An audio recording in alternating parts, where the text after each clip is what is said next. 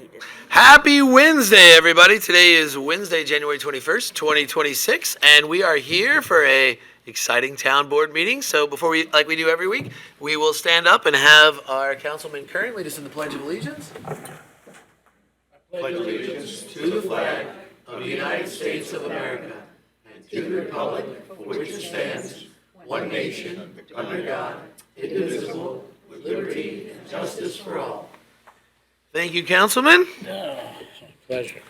And Councilman Rothwell, do we have someone for the invocation? We do. We are once again honored today to have the chaplain of the Riverhead Fire District come forward. Justin Winters is here. So, Chaplain, if you would come forward to lead our invocation, it's greatly appreciated. Thank you for joining us. Good afternoon. Good afternoon. Good afternoon. Good to be here. It's a privilege. In Proverbs, it states, "Trust in the Lord with all your heart. Lean not on your understanding. In all your ways submit to him, and he will make your paths straight." Would you bow your heads with me?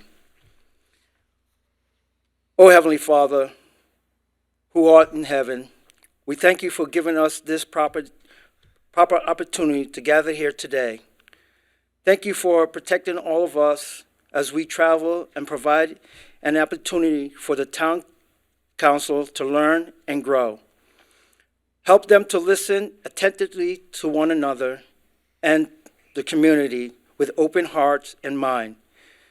May they not be quick to judge or criticize, but instead seek to understand different prospects.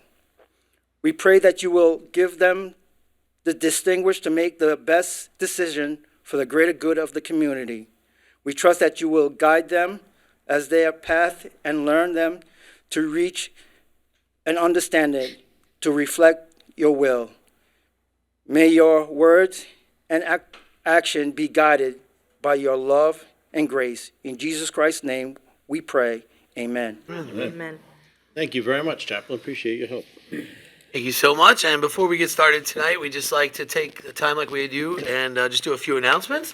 And Councilwoman Waski, would you like to mention our America 250? Sure, I've been talking about this for several weeks now. It's finally here this Friday, January 23rd at the C-Star Ballroom. We finally have our red, white, and blue ball to celebrate America 250, again, something that's been going on nationwide. We're so happy to have something here in Riverhead, so that will start at 6 o'clock. Tickets are still available. We have a few, so you can contact me or, do we have the flyer up? The flyer is definitely out in the lobby, and also on our website, you should be able to find the link to it, and I believe you need to get those tickets purchased. That's Yes. what I believe. So I know many people from the community are attending, and it's going to be so wonderful to have everybody together celebrating and having a fabulous time. So we hope to see you there. Thank you very much. Did you want to say something? No, just, it's on Eventbrite as well. Yep. Yes. Oh, absolutely. Absolutely. And so we also want to mention, before we go any further, that we have our big event this week. It's our snow emergency. So we're, letting you know that our highway department will be out, and we are continually talking to our police chief to make sure everybody's safe. And so you'll be, watching social media and our website to get updates on that. And we want to check on your neighbors, make sure you're safe, make sure if you're shoveling, you're taking your time, don't overdo it.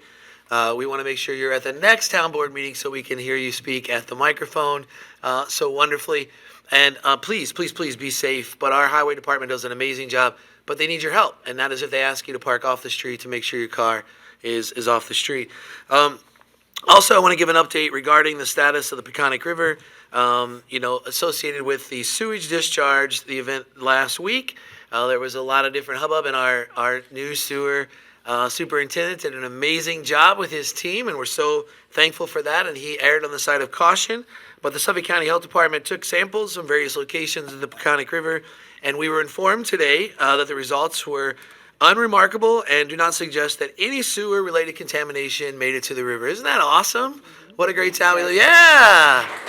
Thank you, Tim. You did a and all the level samples were below the New York standards for bathing beaches. So, so Tim, thank you and your team so much. Does anybody else have a? Yes, Supervisor, I did want to mention on another positive, happy note, we were all at the PBA installation dinner on Saturday night. It was a great event, and they honored the different police officers throughout the year that did amazing things for the town.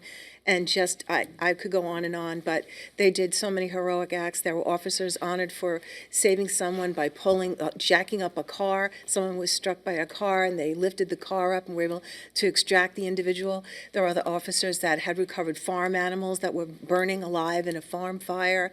Many heroic acts. Other officers had helped deliver a baby. There were so many wonderful events, and I was mentioning to the supervisor and other town board members that next year I'd like us to film it so that we could play the reel, so when these officers get their awards, we hear about the amazing acts of bravery and kindness that the officers did throughout this past year. The press never seems to want to report on the good things. They do, I don't mean to say always, but it just always seems to turn a little more negative. But there is a great deal of positive about the police department that I just wanted to give them a shout out and say what a great job they do. I have something. I do. Yeah, I love it. You guys are applauding. It's my kind of crowd. Yeah. Yeah, exciting. Yes, Bob, you have an announcement? Yeah, so this Saturday at East End Arts, there's a show called In Motion, and I will continue to encourage people to visit that gallery. It's very different than it's ever been. There are really good artists down there. That's all I'm going to tell you. So this Saturday and June 24th, and it goes through March 7th, and it's 4 to 7 p.m. is the reception. January 24th. January 20th. What did I say? You were thinking warm weather, so you said Exactly. June. I so- was thinking warm weather, so you can come back on June 24th, but it is January 24th. We'll do another one in June. All right. So just to touch on what the supervisor made announcement, that we've got this winter storm coming over the weekend, but the highway superintendent asked me just to publicly announce, and it'll be on our website and other places as well, but there are 3 current positions opening in the highway department. They're the AEO positions. There's also a principal account clerk position is available. So those that are ever thinking about beginning a career here with the town, these positions are openly available, and you'll be able to fill out an application here at Town Hall. So just want to try to get the word out, especially when thinking about them approaching this weekend being a little shorthanded. So if anybody's interested in the town job, they are available. That's all. Yep, thank you very much. That's great. And with another PSA, we just want to thank Kelly Tachi and the Senior Center for making their space available for the Warming Center with this last cold day. And so we just always provide that as a town, and so that's incredible. All right, Town Clerk Wooten for the correspondence. Ladies and gentlemen, as Johnny would say, here's Jim. Well, we only received 2 letters under correspondence. We received a letter from a group called the Riverhead Homeowners Alliance, and that was in reference to the short-term rentals. And we received a letter from John McAuliff from Riverhead, complete with photos, with the town square and its future, in his words. And those are both posted on the website to read and to peruse at your leisure. That concludes the correspondence we got. Now, on the reports, we received the tax receiver's total tax collection as of January the 7th, 2026 at $71,531,973.55.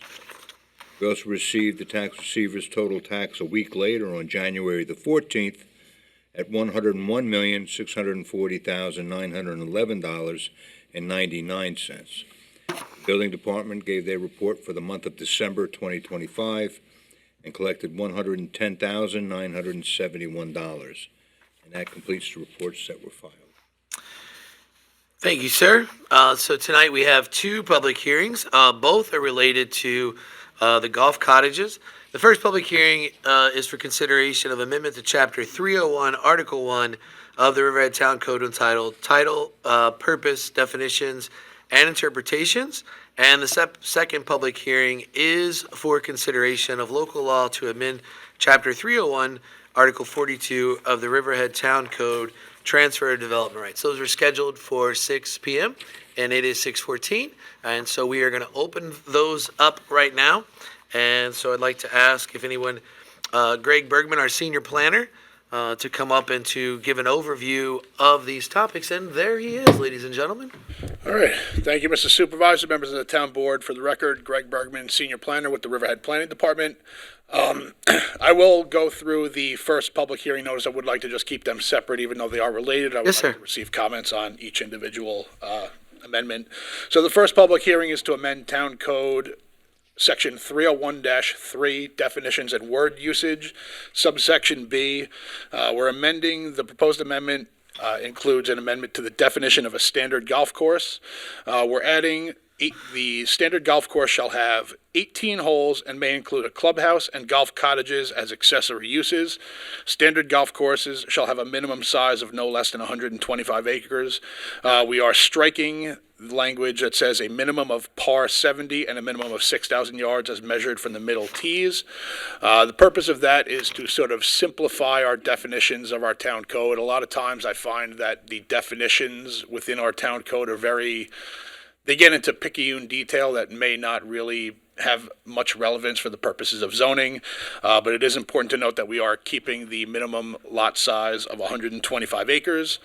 And then we are adding a definition of golf cottage in its entirety that reads, a permitted accessory use to a standard golf course intended to provide convenient transient lodging options for golfers or visitors wishing to stay on a golf course.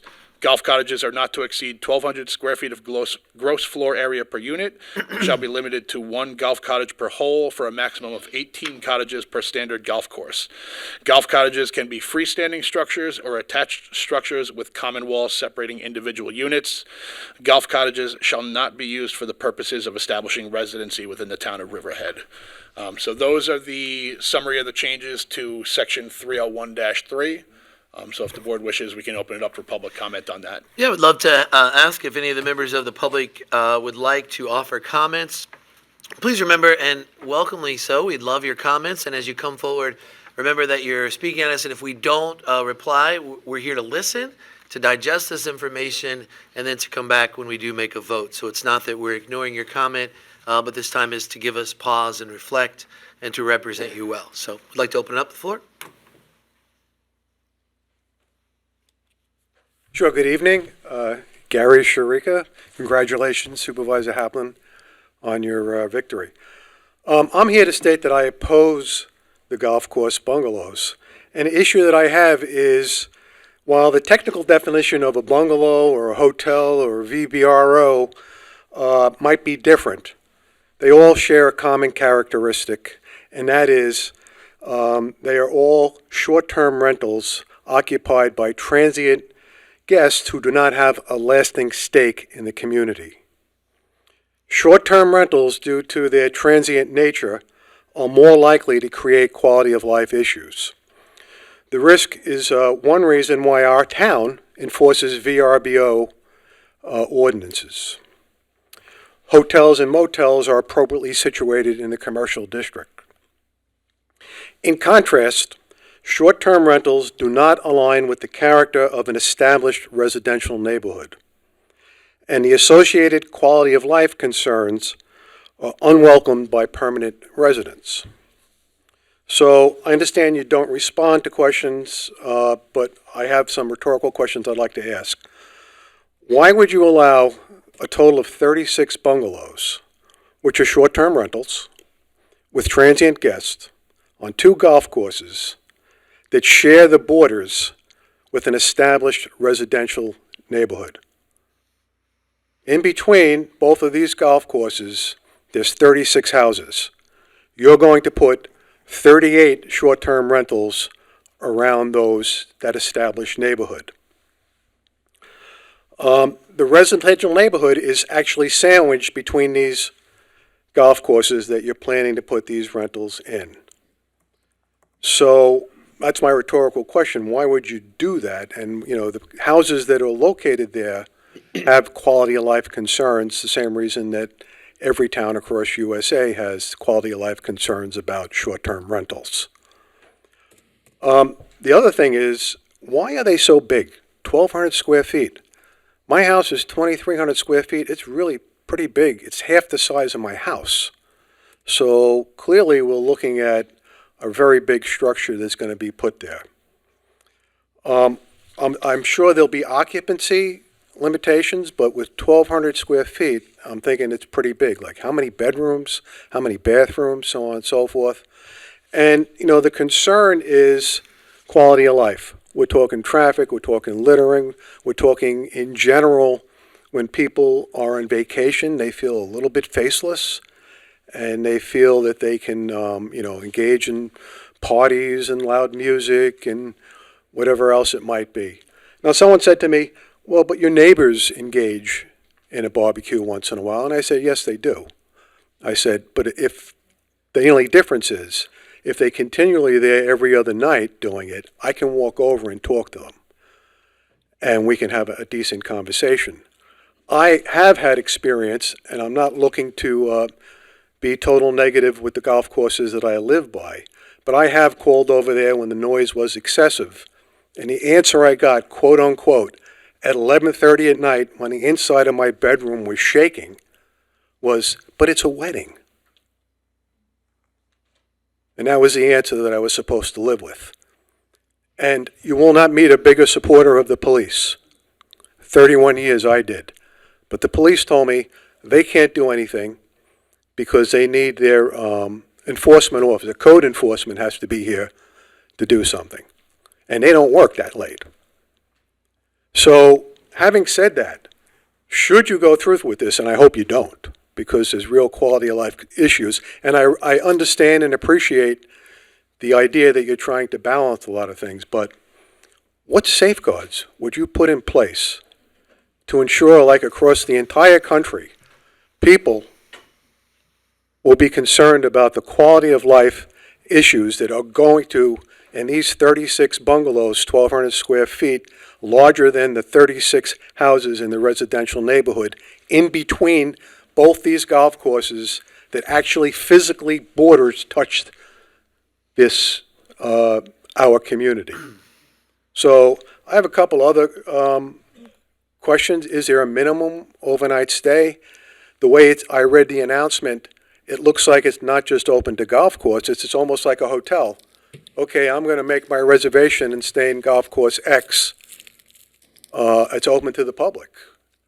And of course, in my mind, that's increasing the frequency, and I greatly appreciate the idea that if somebody is making that investment, they want some return on it, which means they'll be busier than not, and thus creating more quality of life issues. So that's my statement. I'm against it. I hope you strongly consider this quality of life issue. And I think it's a real issue that needs to be addressed. Well, we really appreciate you taking the time to come and speak. And it wasn't that I said that no one would ever reply. It's just that a lot of times people expect to reply, and most of the time we're just listening. But I wanted to clarify Okay. that for you. But thank you. Thank you for taking the time to come here tonight.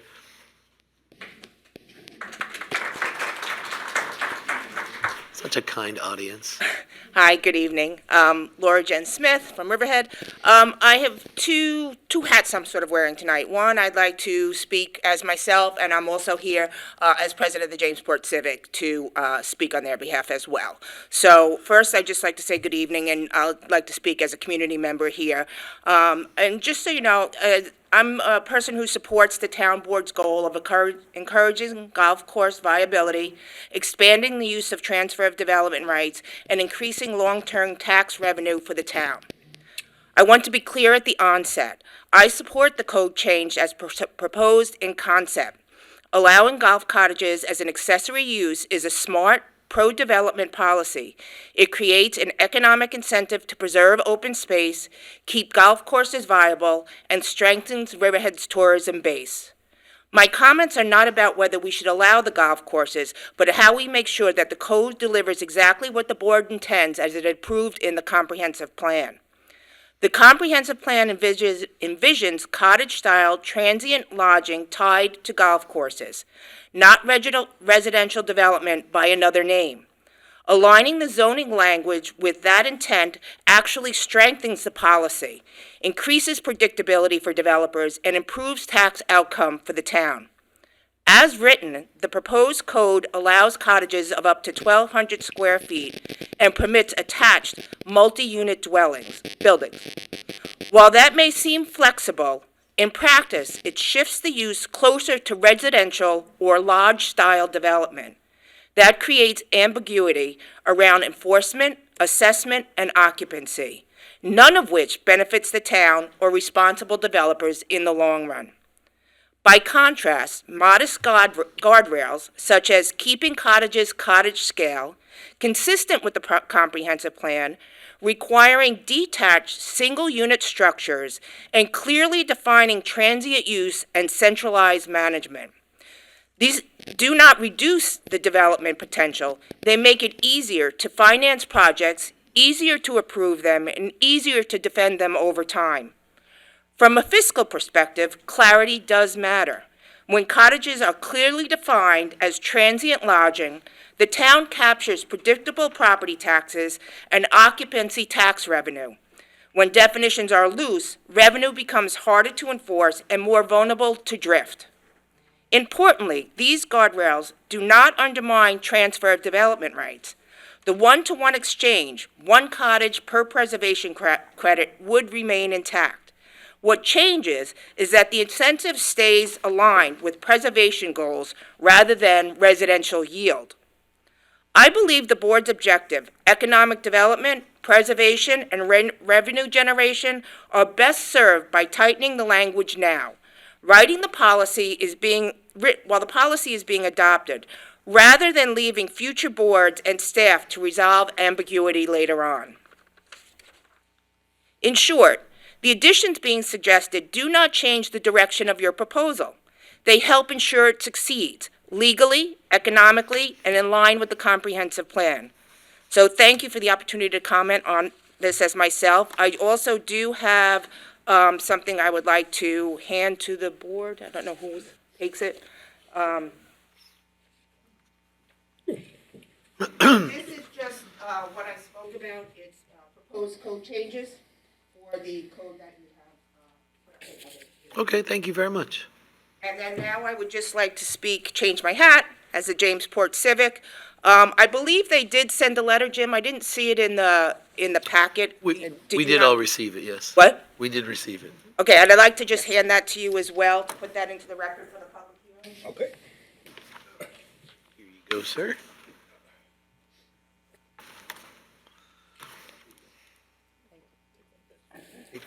So I'll try not to repeat myself, but some of the concerns are the same. So one of the concerns is on the first definition of the golf courses, and again, whether you can answer or not. The reason for the amendment to change the definition of the golf course is not clear. I know, Greg, that you had addressed that, but a couple of the questions is, does the current size allow for golf courses of less than 125 acres? And also, the definition in the code has executive golf courses, par 3 golf courses, standard golf courses. I don't see anything being changed for those definitions in the code. Just seems like you're doing the standard for 125 acres and 18 holes, but I don't know what's happening to those other definitions and how they jive together with the way it's presented. The other is, what is the intention of the proposed removal of the minimum par, minimum yards in the definition of a standard golf course? So I guess the question is why take it out? Why not leave it? The other one is the adopted 2024 comprehensive plan update recommended by the town of Riverhead. Plan outlines the proposal of 600 square foot cottages on the golf courses. Doubling the size of cottages to 1,200 square feet was never presented to the public for consideration when the comprehensive plan was updated in 2024. Most of you were sitting as council members when that was passed and approved. We urge the town board to fully consider the recommendations of the planning professionals who proposed the 600 square foot golf cottages before doubling the allowance. The proposed language allowing the golf courses to be attached structures with common walls separating individual units is not by definition a cottage. A cottage is a small detached dwelling. If these are to be golf cottages, they should be freestanding units of no more than 600 square feet.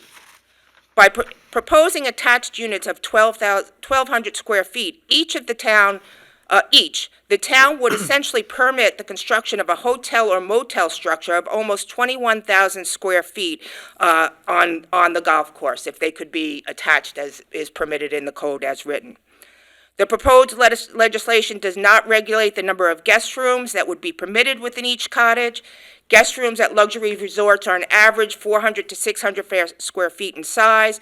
A 21,000 square foot structure of attached cottages could potentially house 50 or more guest rooms. Truly, the structure would not be a cottage by any definition, but rather a hotel or motel. Furthermore, the language in the proposed legislation does not limit the attached structure to other golf cottages. Could the attached structures be anything else, such as a restaurant, health club, a spa, or an office? This entire section of the proposed code should be rewritten to be clear and specific, and it should eliminate the development of attached cottage units. The other one was, are TDRs required for the golf rooms, or are they simply suggested? I believe the code, I just wanted to clarify on that, the way it was written, because in the TDR thing, it said may be used, but believe the way the code is written is that it will be required, correct? To put up a cottage? Add the additional square footage they're required. But even just to put up the one cottage, no matter if it was 10 feet big, they would be required to do a TDR, is that correct? Yes. Yeah, okay. Will the golf cottage developer be expected to purchase TDR? So, the proposed code should define who may own and operate cottages, and we recommend that such ownership and operation be limited to the golf course owner and operator, that they're not individually owned or leased out to individual owners. The proposed legislation should limit the length of stay to 30 days maximum, in line with the town's occupancy limit for transient lodging units. In summary, we urge the town board to reject the golf cottages and related golf definition and TDR revision as written, and amend it to permit a maximum of 18 freestanding cottages of a size no greater than 600 square feet each, with the purchase of one TDR per 600 square foot cottage on standard golf courses.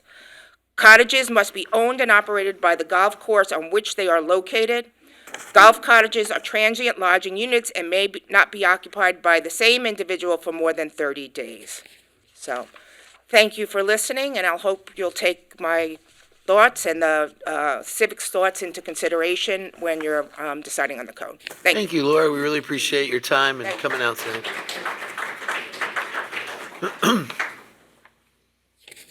Hi, good evening. Amanda Grams, Riverhead. Hi, Amanda. Thank How you are for you? coming. You bet. Mr. Berman, where it says visitor. Oh, Amanda, if you I'm could just sorry. if you could address us, please, that Sure. would be super helpful. Just in his definition, he said. He'll be listening, I promise. Okay, just double checking. Where his definition said golfers and visitors. I have a little bit of an issue with that, because a visitor could be somebody who wants to have a bachelorette party on the golf course and play around a golf, but then have a bachelorette party. If it's just the members of that golf course, there you go. Just the members of that golf course can use those golf cottages. That's wonderful. And let them pay the Pine Barrens water credit, and let them pay their taxes, and let them not build roads to the cottages. Use golf carts. Don't make more roads on the land, please. No more asphalt. Make them walk, get in the golf cart, go down to the parking lot, and then go to our fine restaurants. That's great. Sizing, 600 square feet. In Reeves Park, we got plenty of people living in houses with 600 square feet. And they're doing their thing. The last thing I was going to say, which just left my mind. I'm so sorry. It's okay. Oh, I know. Is there going to be heat in all these? Because I don't know anybody really playing golf this time of year, so to have heat in them would make them an all-year-round cottage. So let's also strike that from the record. No heat or no extended season use of these cottages, because then you're going to get your transient people who are not playing golf, who are just hanging out in them and having their parties. So I think the all year round issue is another issue for these cottages, Because if you treat it like that, now you're in the Airbnb business. You're not in the golf business. So the definitions need to be cleared up a little bit around those. I thank you very much for your time. Thank you, Amanda. I really appreciate it. And I love the fact that you think our restaurants are fine. I do too. I agree. Thank you so much. Shout out to all of our restaurant owners. That's amazing. Really good stuff. Thank you. Good evening, Astrid Lehman, Baiting Hollow. Good evening. I'd like to start by saying that I am a resident that lives between two beautiful golf courses. I'm very happy about it. I enjoy them being there. My issue is, it's almost like you have a schizophrenic approach here with this short-term rental or short-term transients. I can remember being in a meeting not too long ago where there was quite an outpouring about short-term rentals and the abuses that were associated with them in Wading River and Jamesport. And then it came to light that there are, in fact, golf cottages presently being used in a short-term rental system right now. And Mr. Rothwell, I remember you saying that, you know, if people wanted to do STRs, they had to be there for a minimum of 2 weeks. And if they didn't stay the 2 weeks, they still had to pay the 2 weeks. So we have to understand as a public why some people can have short-term rentals that are short-term with at least a minimum of 30 days or not more than 30 days, and why some people can't. And I think this is a very unfair approach. There are a lot of mom and pop people who kind of do this short-term rental stuff, and they are being excluded while other people are being allowed. And I was wondering if there was going to be a fine exacted on the golf course cottages that are now being used as short-term rentals that exist. Because I'm sure the town attorney was very clear about the fines associated with that. Is that correct? I mean, there are fines associated with short-term rentals that don't meet the criteria. Is that right? There are fines for short-term rentals in homes that are outside of the boundaries. That would be in Right. residential areas. Residential areas? So golf courses are zoned differently. It's not a So- residential. There's still a short-term rental on a golf course is okay. So that could be any that's the other thing I'm kind of curious about. Could that be any golf course? No, there is size reduced. That Right. was red. So if it's before. 18 holes and 125 acres, that's the criteria. Is that correct? Not less than. No. Not less. It does not apply to all golf courses in Riverhead. So Greg can go over the zoning area. So the existing golf cottages that exist at Friars Head are not short-term rentals? I mean, if there's golf cottages there, it wouldn't be a permitted use, so it would be a violation of town code right now. So it would be a violation? Yeah. And I believe the last time you were here, I referred that to code enforcement.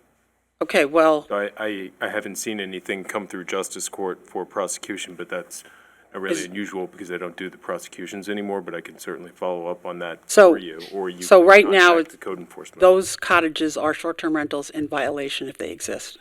Based on what you're telling me, Okay. I would say that that's correct, but I also don't know if code enforcement has been there, if they've investigated, you know. So based on what you're describing, it would be a non-permitted use at this point. Okay, I have no problem with that issue if they are a permitted use, but I think that it's about fairness to the people who have or were involved with short-term rentals that were placed in a very difficult position in terms of the limits and the criteria that were placed on by the town court. Not to say that there aren't abusive short-term rental people, there are. And we do know that. But there are a lot who are not. As much as I appreciate your conversation, we're not debating the short-term rental tonight. We definitely want to look at this issue. Right, well, this So is a transient home housing. I situation, understand. right? I do understand how it cross-pollinates a little bit for you, but I just want to make sure that, you know, that stays there. So thank you. Thank you so much. I appreciate your comments.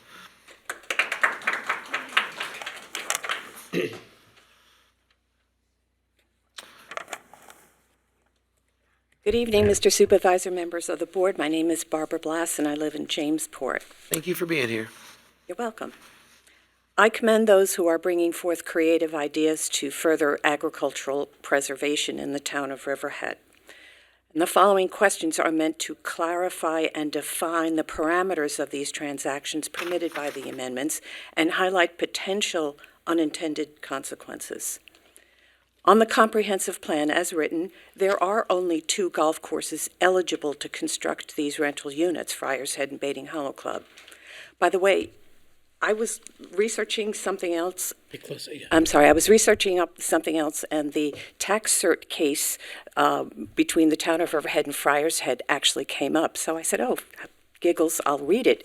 And this was some time ago, but when they described the assets on that property, they listed 3. They didn't call them cottages, I believe they were called cabins. And they're fairly large in size, and they have no kitchens, which is interesting. But I just in reference to what Astrid was just bringing up, I said I thought maybe it would be helpful to mention that, or pertinent to mention that. Okay, so the updated comprehensive plan recommends permitting golf units on all golf courses in all zoning use districts and limiting the unit size to 600 square feet. The proposed amendments, therefore, are totally inconsistent with the comprehensive plan. Seeker. Did the prior seeker reviews for these golf courses anticipate such additional build-out? Will supplemental seeker review be required to evaluate where and how many units can be constructed based on the site limitations such as the course layout, slopes, wetlands, water, wastewater quantities, parking demands, unit access, etc.?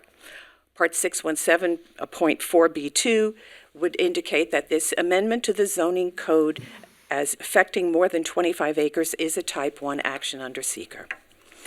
TDR, the section 301-207 of the Riverhead Town Code describes allocation of preservation credits in the TDR program.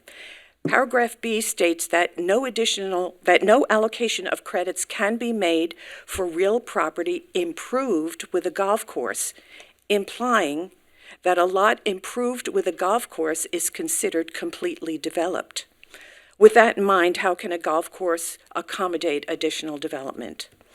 I am aware that without the necessary GEIS to amend the TDR map to permit redemption of credits elsewhere, only the golf courses in the RA80 zoning use district are afforded this opportunity. Does this inequity subject the town to challenge? The text language itself, since the actual number of cottages will not be known until a site plan demonstrates their feasibility, wouldn't it be prudent to use the words up to a maximum number of 18 rental units? The language of the amendment does not speak to ownership. Can the rental units be sold to members, multiple owners through an LLC? Can they become timeshares or condominiums?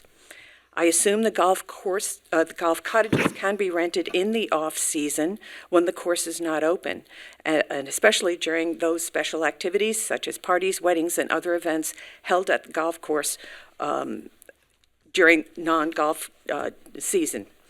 The proposed zoning code amendments include a description of a standard 18-hole golf course as no less than 125 acres in size. But what is included in this acreage?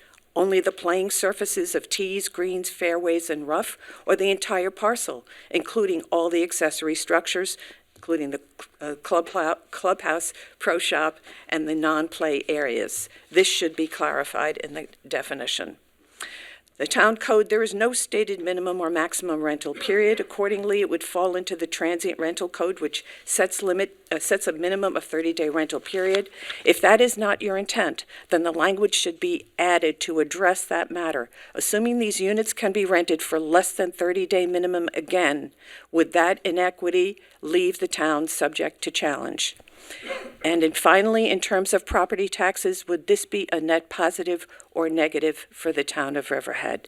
I respectfully request the foregoing be addressed prior to any further amendment or adoption of this public hearing, and that this public hearing remain open until the questions and comments are reasonably addressed. I thank you very much for your time and attention. Thank you for taking time to come forward tonight, Barbara. Good evening. Sid Bale, President of Wading River Civic Association. And during the comp plan, I was on the steering committee. I was the civic representative. I learned a lot through the process. And But I'll tell you, if you look at the comp plan, there is one paragraph on golf cottages, one paragraph. And so I was surprised to see that the one specific few specific recommendations of 600 square feet was doubled. I was a little bit surprised by that. And it seemed like to tie it to TDRs and as a justification, and to say now your one TDR can get you double the area was a bit disappointing, at least for me. One of the other things in the comp plan, the phrase that was bandied around a lot was we need many tools in our toolbox to solve the problems that are facing the town. And I realize this, but I think we have to have a really good understanding of the tools that we use. And so tonight I got quite an education from the statements of the people who spoke. I was very impressed by the effort of my fellow civic people from Jamesport. They made some very, very impressive points. And you're all a serious group of people. And I think before this, I guess what I'm saying is I don't think right now the golf cottages are ready for prime time. They need some refinement, all right? And so that they're in the best interest of all of us. But I thank you for your attention. Sid, I find it interesting that you said that in the comprehensive plan that there is only one paragraph. Yes. About the golf cottages. And I think because we were on, the committee together, Right. the steering committee, I think that demonstrates that there was not a lot of conversation about it. I don't think that There wasn't, it ma'am. did not You're go right, deep Joe. enough. And the 1,200, going from the 600 to the 1,200, actually happened right here at a work session when we were discussing the Right. possibility of, really having the conversation about it. And I thought about myself as, a mom. I've got 5 people in my household, which is now expanding.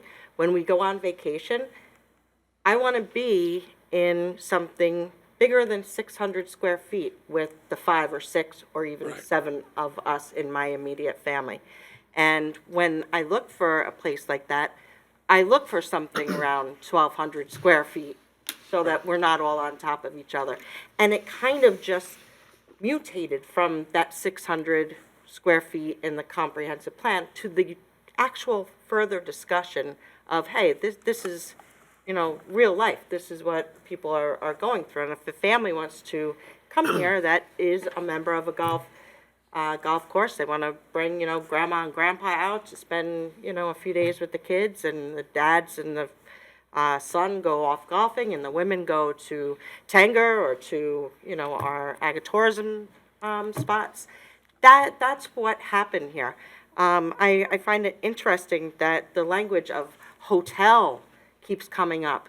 That was never my intention, or I can say for the rest of the board, that word was never used.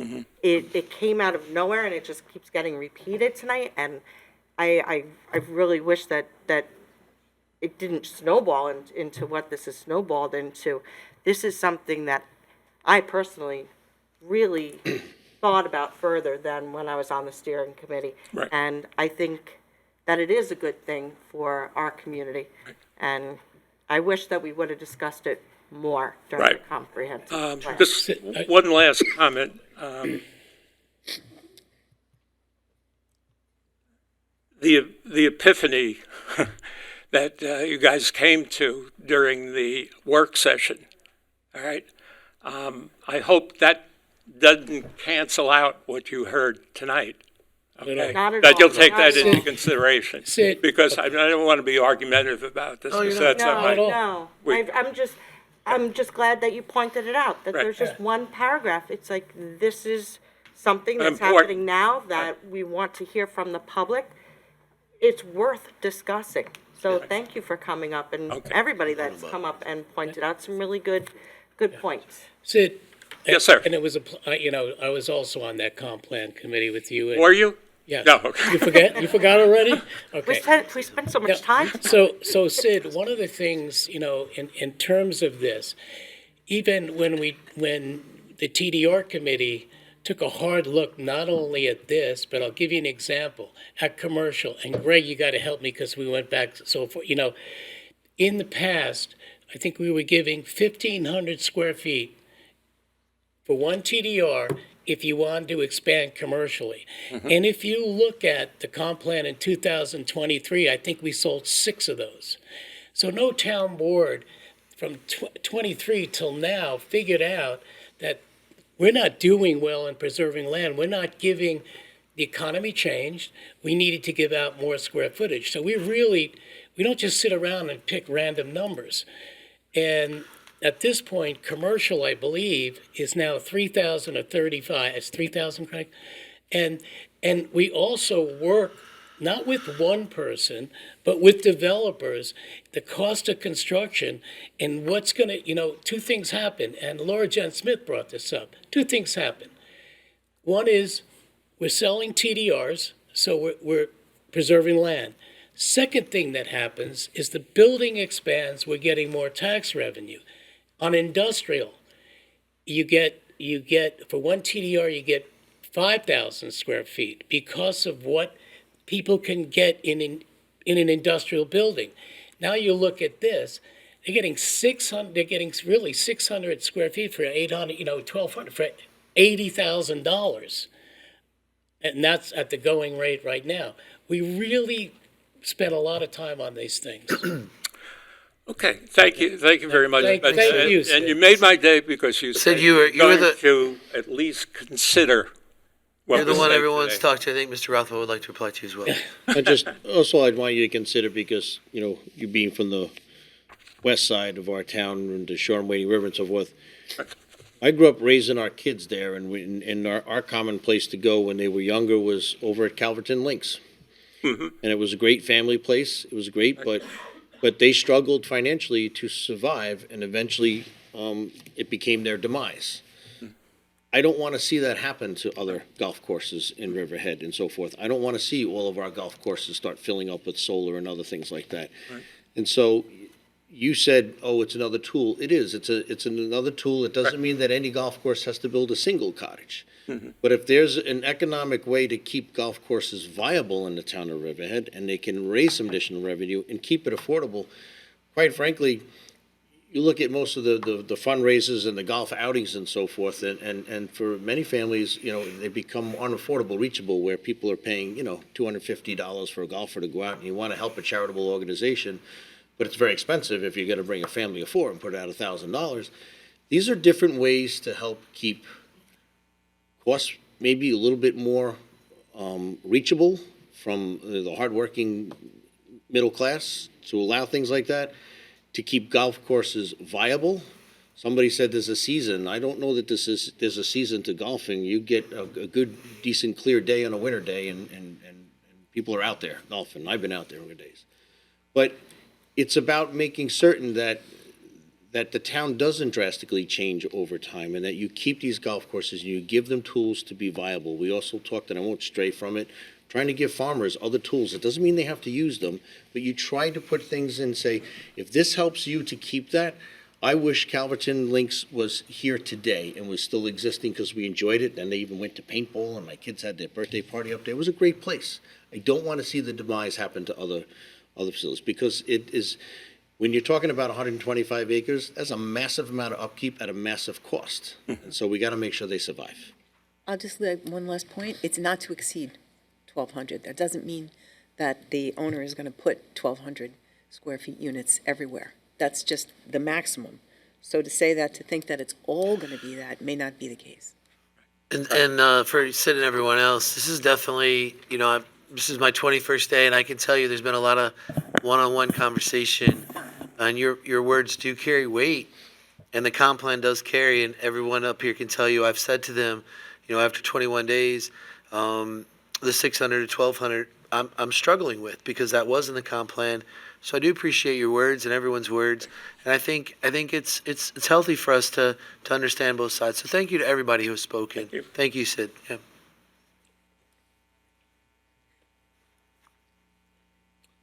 Again, Barbara Blass from Jamesport. Just a follow-up comment, keeping what was just expressed by Councilman Rothwell.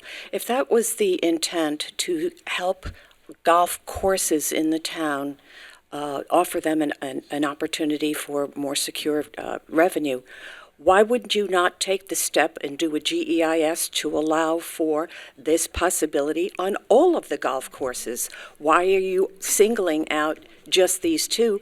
I don't believe, if in the interest of fairness, I don't think it's appropriate. We've said to other legislation, it's about baby steps, and sometimes you look at it and you see how it progresses, and you monitor it and you watch it, and if it works well, you continue it. If it doesn't, you halt it. If it doesn't work, you'll halt it. But if it does work, you would consider doing a GEIS for the rest of them. Yeah. In the interim, I just wonder if you're not leaving yourselves nevertheless vulnerable. Good point. Yeah, thank you, Barbara. Yes, ma'am. Absolutely. Come on down. Hi, Carrie Fagurniak, Baiting Hollow. I apologize a little late, so if I'm repeating anything, I'm sorry. I'll watch the It's tape okay, later. Carrie. Thanks for being here. I was just curious, like, you're starting with the two what seem to be very successful golf courses, so I just making that comment.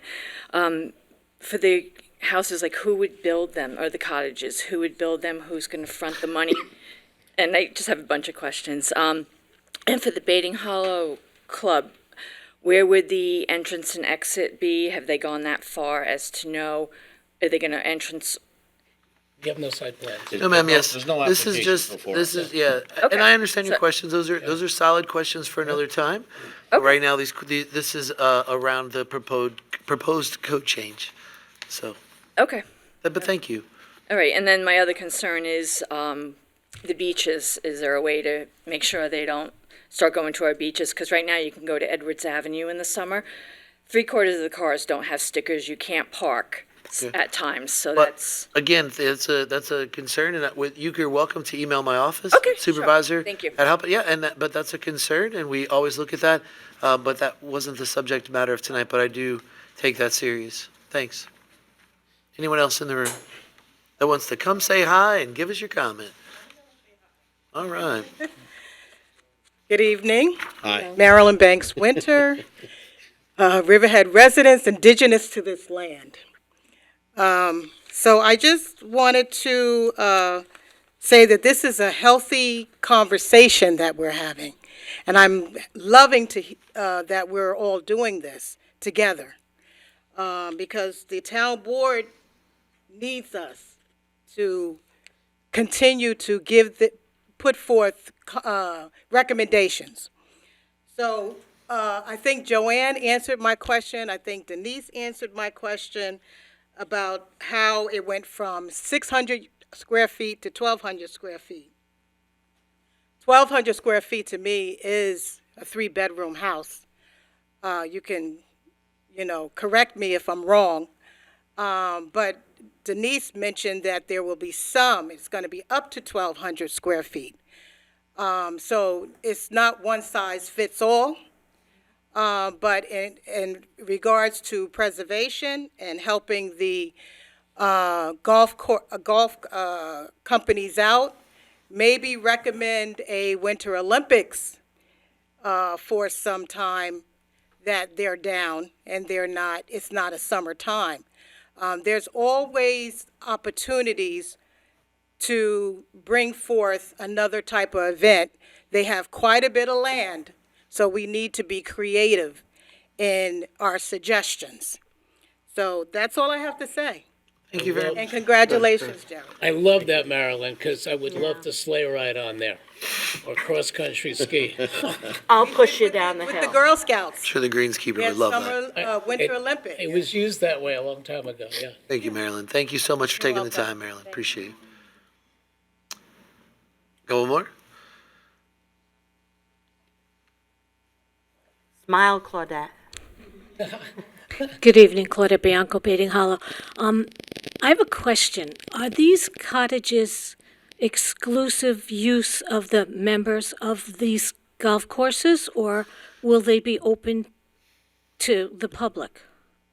Well, I don't believe there's a code that says they're sectioned off just for the members. I don't believe that, but I don't know what they will have their own. There's not rules regarding that yet, so. Okay, I Ms. suggest, LoBianco, Ms. I'm just mentioning what the code actually says. It's to golfers or visitors. Yeah. I'm sorry, I can't hear you. Wishing to stay on the Yeah. golf course. The Golfers code- or visitors? Our code will be the golfers Wishing or to visitors. stay on the golf course. They Well, do something different themselves. They can't. Because right So- now, these are two very exclusive golf courses where the membership on Friar's Head is $250,000. So I don't know how many million middle-class people are going to be able to make use of it unless they open it up. But I really think it should be exclusive to the members who pay that membership and so not this the is general just- public. Otherwise, it's a hotel room. So this is just regarding our code, and so what each of those individual places do with our code and what they decide, that would be another conversation, if I'm not mistaken. And I may be misspeaking, so. I will say, I'm taking notes, and I mean, I do have some ideas. There are some valid points that are being made.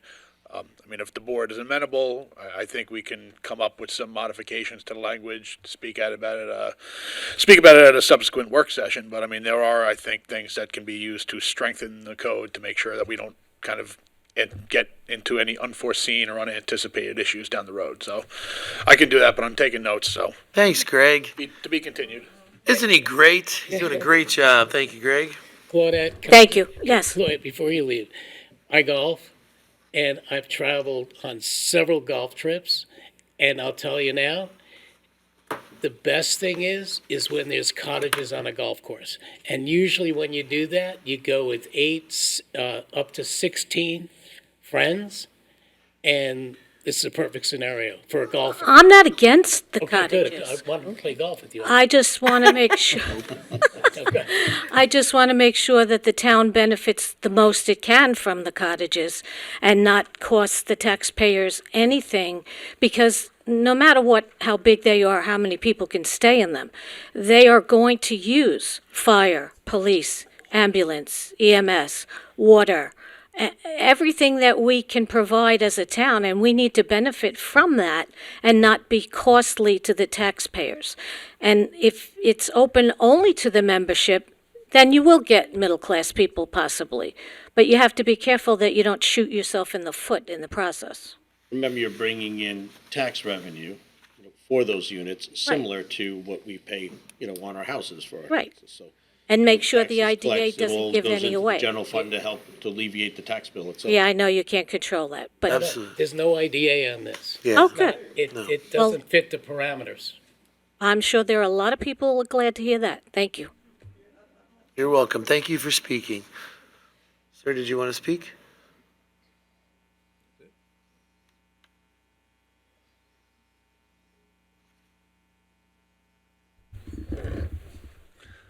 Hi, my name is Craig Vasey. I've been a Riverhead town resident for 33 years. I had no intention of speaking here tonight, but after hearing some of the comments, I felt it necessary. I've played golf on Cherry Creek, the Woods, the Vineyards, Bating Hollow, and the old Great Rock Golf Course, which is now called The Rock. And I could tell you these are some of the best golf courses around. And I will also tell you that hearing the comments, I know Mr. Vinay and his family brought back the Bating Hollow course, saved it, which led to increased revenue for the town of Riverhead. And now, after 3 or 4 years of closing, Great Rock, him and his partners brought back the Rock, again, revenue for the town. And now they're talking about building some cottages. I don't know what it is, 18 cottages? Is it 18? 18 cottages, 2 bedrooms? 2-bedroom cottages. So the first gentleman that spoke said increased traffic. Let's get realistic about that. We know what it's like in the fall, pumpkin picking, etc. 18 cottages is not going to have a problem with traffic control, etc. And the exposure to the town by people coming in and finding out how great a town this is not only going to lead to them golfing here and telling friends about it and family, etc., and coming into the town and spending money in the town at all the great restaurants and facilities in the town. Big benefit to the town. It's ridiculous that we're not even considering not turning this down. This is a great idea. We know from the hotels that went up in the town, the Indigo, etc., they're packed out. So we put up 18 cottages, get more exposure, and continue to support our golf courses is the only way to go. That's all I got to say. Thank you, Craig. Craig, I think you just auditioned for our economic development commercial. So. Thank you very much. Now, do we have anyone online, Justin? Yes. We do. I thought maybe you were going to tell us your views on the golf cottages for a second. How about a round of applause for Justin? Doesn't he do a great job every meeting? That's right. A lot of clapping going on around here. Golf claps. Somebody told me not to tell jokes. Oh, that was a joke? Just waiting on Justin. That was a joke.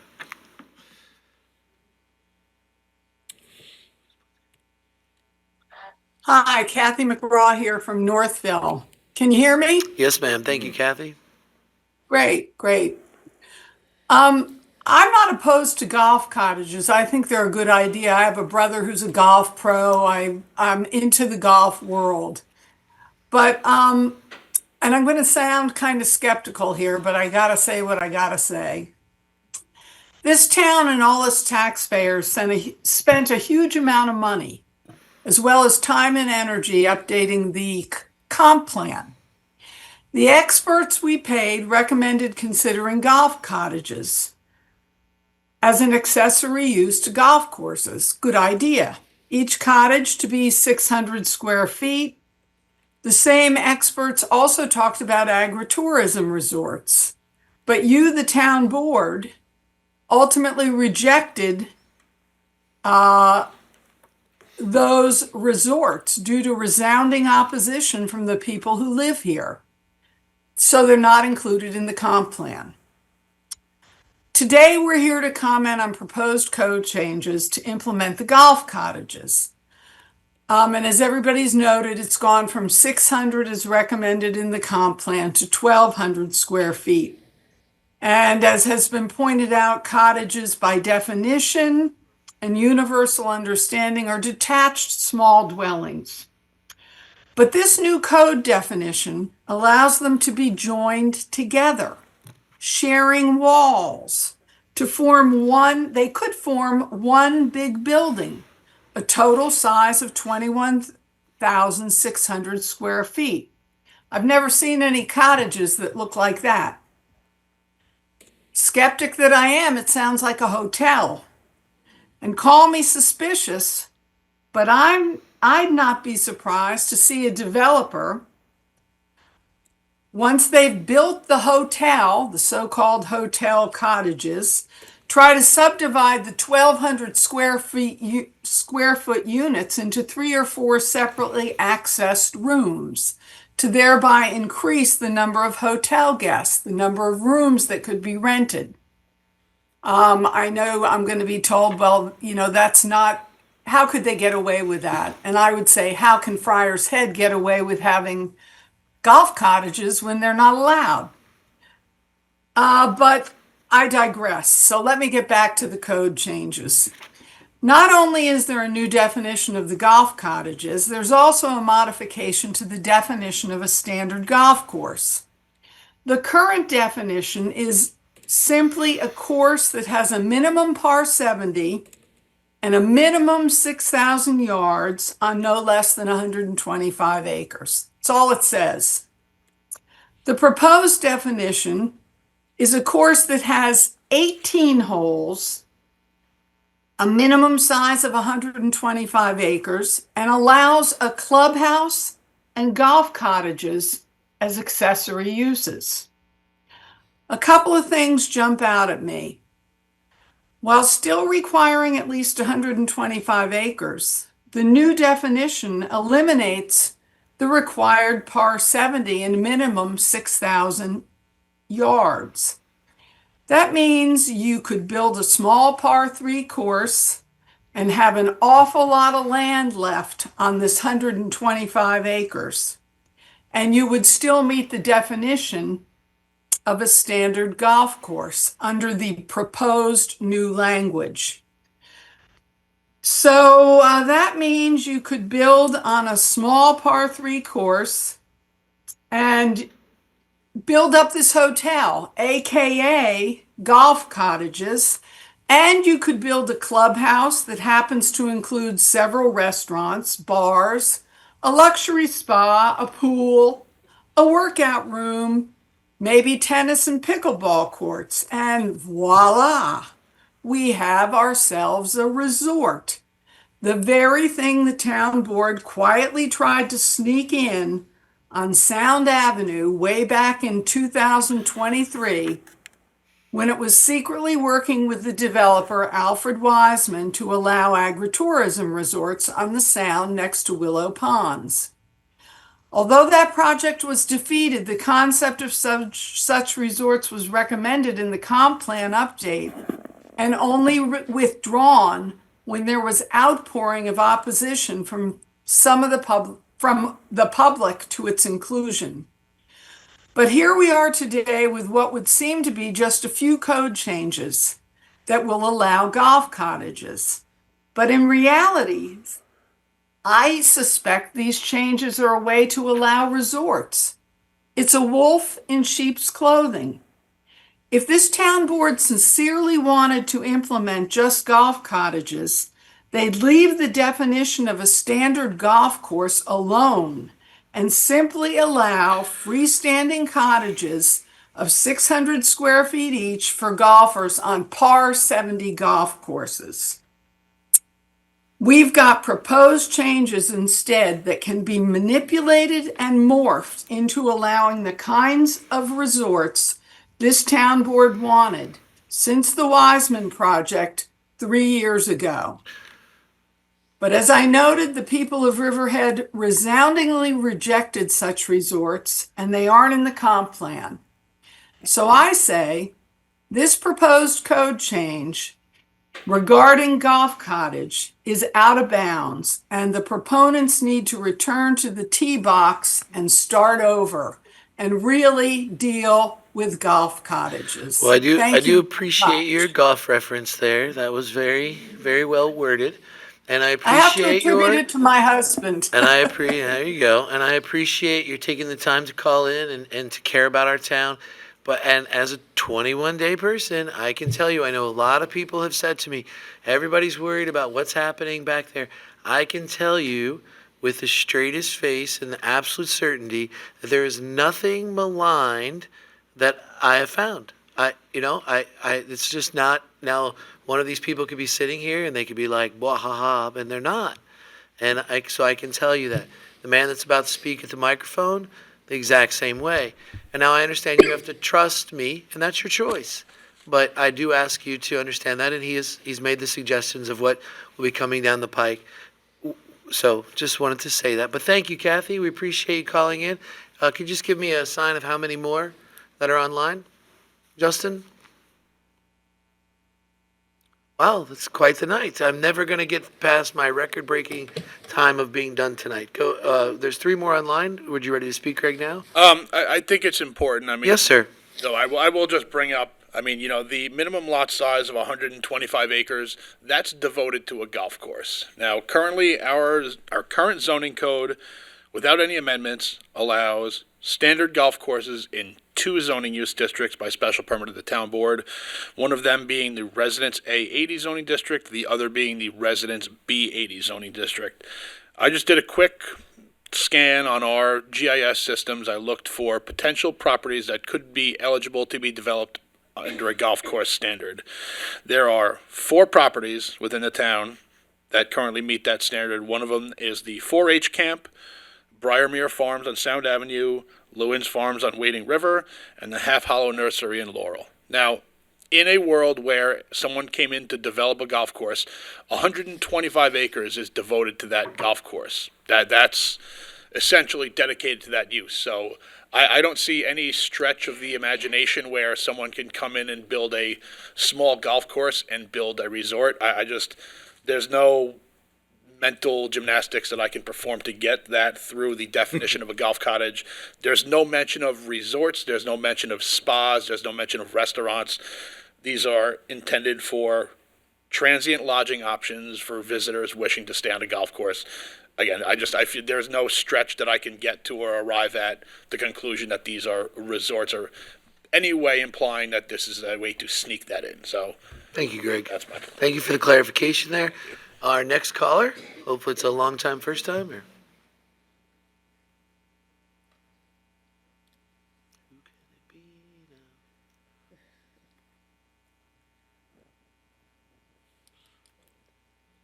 Hello, Ellen? Patiently Okay. awaiting you, Ellen. Yep, there we are. There you go. Can everybody hear me? Yes, ma'am. Okay, I got a new computer. I wasn't sure. So I have Just, some if ideas. you could just written state down. your name and your, Yep. and your I'm gonna do that. So my name is Ellen Hoyle. I'm from Riverhead. So I just have a few ideas written down, and I just want to start by saying I enjoy golfing. I live across from Cherry Creek. The idea of staying at a cottage would appeal to me greatly. But I also, as an attorney, recognize the danger of vagueness in statutes, and I think this one is leading there. So I'd like to start off by if I can ask, what is the definition of transient lodging? I don't have that handy. So our code defines transient as anything less than 30 days. Okay. So anything less than 30 days, somebody can stay for, regardless of whether they're there for golfing or other purposes. So the 1,200 square feet, to give an idea, I live in a 2-story condo in Willow Ponds that's 1,400 square feet. It's 2 bedrooms, 2.5 baths, kitchen, dining room, living room.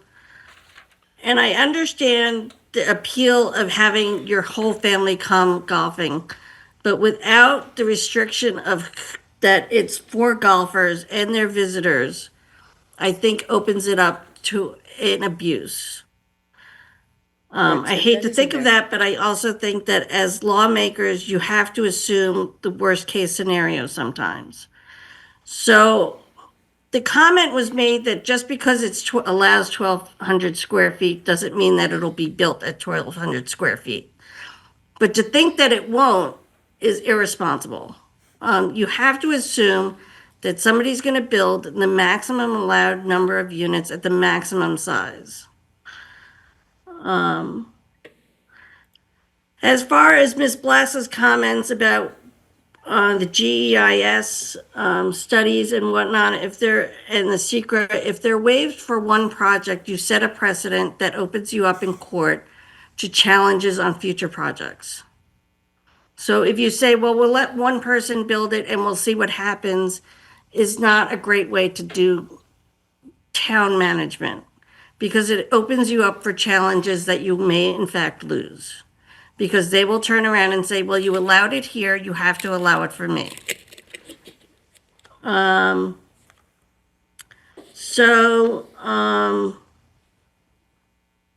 thank you so much, Ellen. It Oh, doesn't thank you. specify whether or not you can do back-to-back stays. So as long as I'm not doing residency, there's nothing that prevents me from doing a month-to-month lease, is what I'm envisioning. As long as I move out for a day or two, it's fine. So again, it's too vague. I think you need to define better what the image that you're thinking is. Then it again goes to permeable surfaces. Are we building permanent roads on these things? Well, we're we just having looking at golf the. course, you know- I didn't mean to cut you off. I'm so sorry, but we are just looking Go at the ahead. code change for this. We haven't got into all of that, and we have all of those planning and CBA, and so that would be different. So I do understand a couple other people have spoken about that, but I did want to say that. So. But I think if you're envisioning golfers coming and enjoying our golf courses with their families, I think you need to restrict it to golfers and their visitors.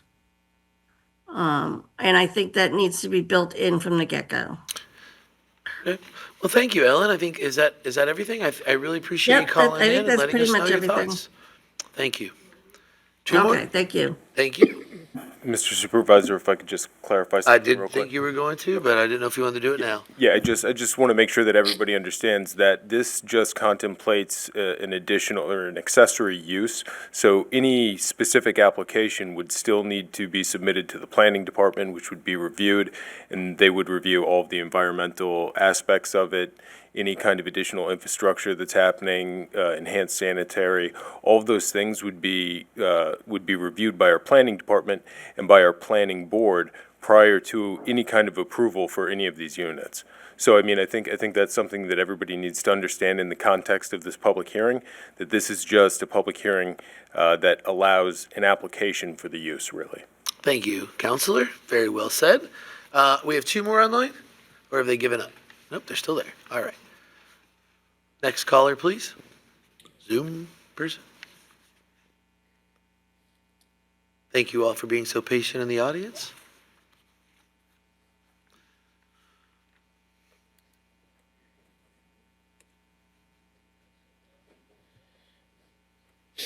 Hello, Joan, can you hear us?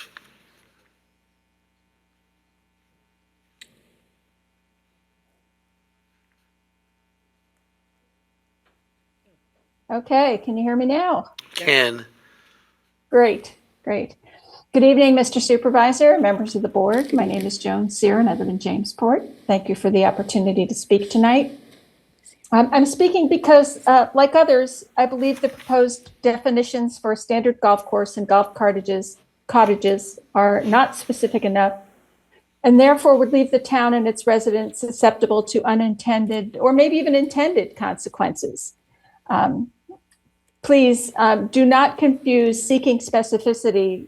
Do not confuse that with opposition to the concept of golf cottages. I appreciate the goal of the town to support tourism, to support the golf industry, and to generate tax revenue. But these definitions really should be much more specific, as several of us have said tonight. And I apologize in advance if some of my comments restate some of those already made by other concerned residents. But in my opinion, that repetition just reinforces the depth of concern among members of the community. And I personally very much appreciate their comments and insights. Like Kathy McGraw, I'm a skeptic. And I fear that the revised definition of a golf course and the current language around golf cottages are one way that the town is opening the door to resort development. Now, whether that's an intended consequence or an unintended consequence, I will leave up to others to interpret. Regarding the standard golf course definition, making definitions less specific opens the town up to interpretation and enforcement issues, as several people have said, including Ms. Hoyle. The size should specify a minimum golf playing area of 125 acres, and that it does not include the land for clubhouses, maintenance, or storage buildings or parking areas. Again, I realize that Mr. Bergman said it is for that it's beyond his imagination that a golf course would be small and not be 125 acres. And we have to write definitions and codes that stand the test of time, not that stand the test of Mr. Bergman's imagination. So therefore, I see no reason to remove the minimum par and yardage requirements so that we can avoid the possibility, like Kathy McGraw mentioned, of the new definition opening the door to small golf courses that could create a resort-like development. Regarding the cottage definition, may I suggest that the town go back to the drawing board? The 2024 Comprehensive Plan update suggested a 600 square foot golf cottage, as we all agree. A 1,200 square foot habitat, which you discussed in a work session. Well, a 1,200 square foot habitat is, as someone else has said, is really the size of a house. It's not a temporary hospitality accommodation. And I encourage the town to revert back to the 600 square foot size originally proposed. The definition should include a maximum of 18 units per course, a maximum square footage of 600 square feet, and it should specify the maximum allowable number of sleeping quarters per unit. Because in a 600 square foot unit even, you could get 2 bedrooms. In a 1,200 square foot unit, you could get 4 good-sized bedrooms. And I don't think that's the intention, but we need to tighten that up. The proposed legislation should limit the stay to 30 days maximum in line with the town's occupancy limit for transient lodging units. And again, we just need to spell these things out because these definitions and codes need to stand the test of time. They need to be really, impenetrable. We should delete the option to attach the golf cottages. That's got to go. By attaching golf cottages, as is featured in the current definition that's proposed, a developer is no longer erecting a golf cottage, but he's building a hotel or a motel. A cottage is a small freestanding structure. You take 18 units, and if you take them, especially at the 1,200 square foot footprint each, you're building a 21,000 square foot hotel. And without setting a maximum limit on the number of sleeping quarters per unit, a developer could erect a hotel with 50 to 75 guest rooms. It's not a golf cottage. And I appreciate that Ms. Waspy said that wasn't the intention. May not be the intention, but the way the definition is written now, it's absolutely a very real possibility. In addition, the proposed language does not limit the attached structure to be other golf cottages. Could be restaurants, could be spas, could it be health clubs? I don't know. So non-sleeping quarters should not be permitted to be attached to a golf cottage, but frankly, a golf cottage should be a freestanding unit and not attached to anything else. And it's great if you want to take your adult children and your Mr. Kern wants to take his 17 best buddies golfing, but I think that they can walk like 100 feet to the next cottage. I think that that's not an unreasonable expectation. The proposed definition should specify that ownership and operation of the golf cottages is restricted to the golf course owner, not an outside entity or a private owner. Like a private owner can't come and own one golf cottage. And the golf cottage definition should specify that the purchase of 1 TDR per 600 square foot golf cottage is required. This would help to nurture a successful TDR program, which has long been a goal for the town. I don't understand what Mr. Kern meant by his comment this evening about additional square footage,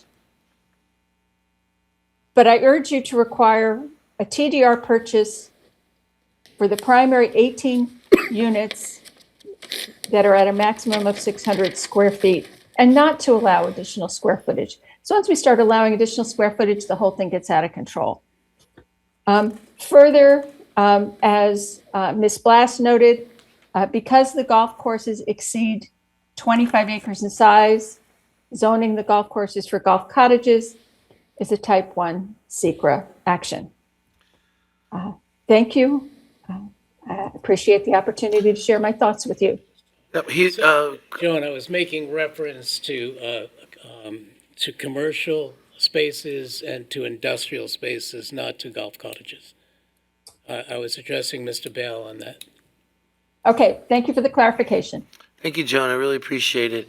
And I do want you to know that Mr. Bergman's comments were as sincere as possible, and he does have the best interest in mind. I've sat with that with this subject in mind with all of you, and again, you don't have to believe me, but I would ask that you give that. And from an outsider's perspective, he has gone to great lengths to help each of you us understand what's going on there tonight. He's expressed that over and over.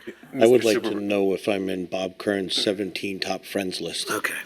We have two more. All right, that's the last two. If Mr. you're at home, Supervisor? you're not called in yet. These are the last two. Supervisor? on the Mr. queue. Supervisor, yeah, I would just point out that inasmuch as Mr. Bergman is currently our appointed zoning Yes, officer, the extent of his imagination is really kind of what's relevant at this point. Yes, sir. Thank you for making that thing. So, here we go. Our next caller in. Hello, Mr. Harari. If you just state your name Good and your evening. town. Ron Hariri of Aquabog. I certainly respect the comments of the prior speakers, and I recognize that there may be some definitional issues that need to be addressed in the future. That being said, I believe that the suggestion of golf cottages can be a positive thing for the town. I note, however, that through this legislation, you would dramatically increase the value of these properties by creating what would amount to, undoubtedly, because they are terrific courses and facilities, 18 separate luxury homes in among the best courses on Long Island, if not the Northeast. In dramatically increasing that value, have you considered what increase in the assessed value of these properties would be and what additional tax revenue the town would be based upon the assessments taking into account the increased value and increased potential revenue? And in this connection, Mr. Supervisor, I would note that the last time this town was reassessed was almost half a century ago, and I can wonder whether you will be addressing that as part of your tenure, although brief tenure as This is, supervisor. I understand your question, but that wouldn't be right in this moment. This is about the proposed legislation. I understand that. Thank you. You got it through. There, you got heard. I told you it was the wrong place that he shut you. Okay. Are you off? I told you to shut you off. You're on. Yes, we can hear you. I told you to shut you off. Hello, Mr. Harari. Can you hear us? I heard your comment. You don't want to address it. I think it's certainly an important issue. No, it just and isn't what this for- public, sir, it's not that I don't want to address it. It's not what this public hearing's about. And I understand, but yeah, just if you could, I just was trying to redirect the conversation back to what it's about. Thank you. Again, I encourage the idea of golf cottages. I think it's a positive achievement. Well, that's great. And I Thank think you. it should be, and I think it may have a positive impact on the value of this property, the assessed value and revenue to the town. So I want to encourage it, and I want to encourage the board and its planners to work on addressing some of the concerns expressed by other speakers. And I'm happy to address the constitutional obligation of the town to direct a reassessment of all properties after half a century. And we can have that discussion another time when it's more convenient for you, sir. Well, just when it's, this is regarding this issue. So that was not about convenience. It's about definition of what we're doing. But I appreciate it. I guess we don't know if we lost you, but sorry, Mr. Harry. And thank you for your comments. And I think we have one more caller tonight.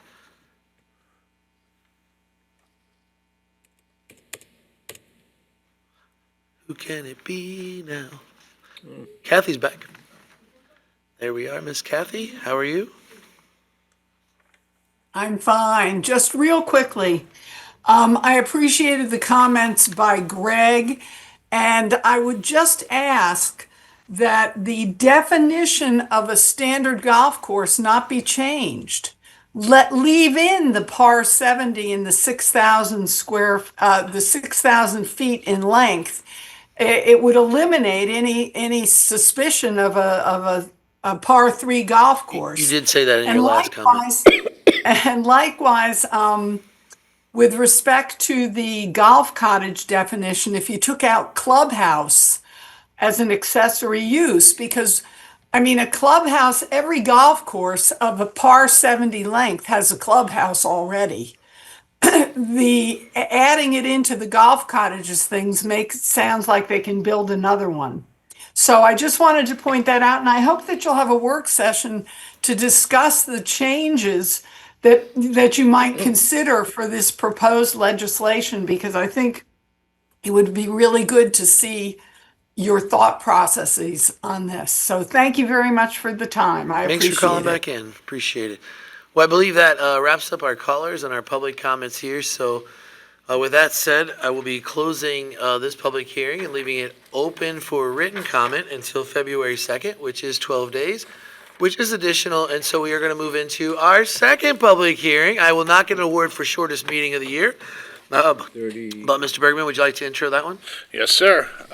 So once again, this is a public hearing on a proposed local law to amend Town Code Section 301-208 entitled Redemption of Preservation Credits. We are adding language to the end of subsection A that states preservation credits may also be used for the development of golf cottages as accessory uses to standard golf courses at a rate of 1 golf cottage per preservation credit redeemed. So I'd like to open that for public comment. If anyone has one, comment about the transfer of development rights, 1 per golf cottage. Any comments from the public? You'd have to come to the microphone and state your name and your thing, and then make your comment. Carrie Fagurniak, just a quick question. Could you say it one more time just so they pick it up? Oh, Carrie Fagurniak, just Thank a you, quick Carrie. question. 1 cottage, and you said the credit, what does it equal, like in acres or something like that? Or 1 cottage, or how does that work? It's 18 golf holes, which a maximum of 18 cottages. Right, I know Which means that. the 1 TDR per cottage. But what is the 1 TDR equal size? Yeah. Greg is going to give you the exact here. He's money on the spot. Yeah. Thank you, Greg. But if you Correct. could, Well, so one transfer of development right credit requires the sterilization of 1 acre of property in a sending district. Right now, our sending districts are the APZ zoning district, RA80 and RB80. Essentially, you're sterilizing 1 acre, which is 43,560 square feet. There's a process detailed in our town code to identify the sending parcel, receiving parcel.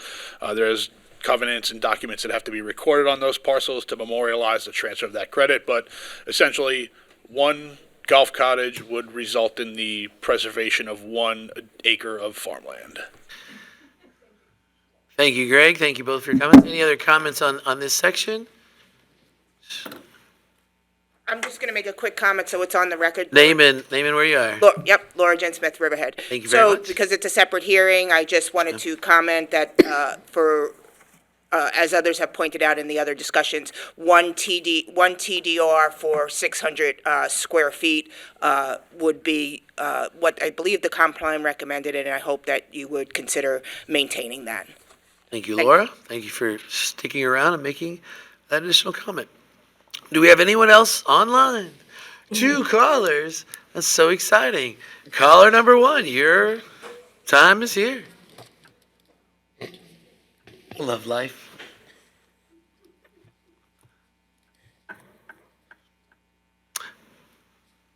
Welcome back. And it's great to be back. Just your name and my your name- name and your burg. Yep. My name is Joan Sear, and I live in Jamesport.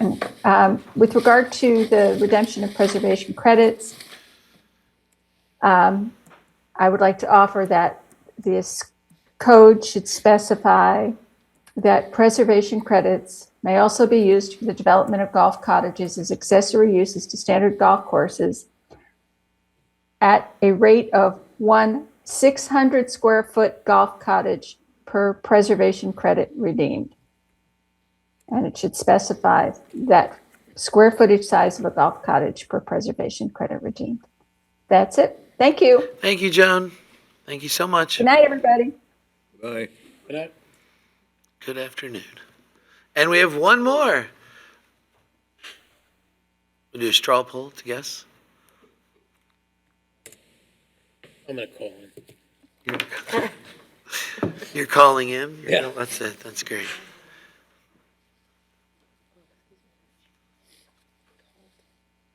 I believe we're almost ready, right, Justin? You're doing a great job back there. Here we are.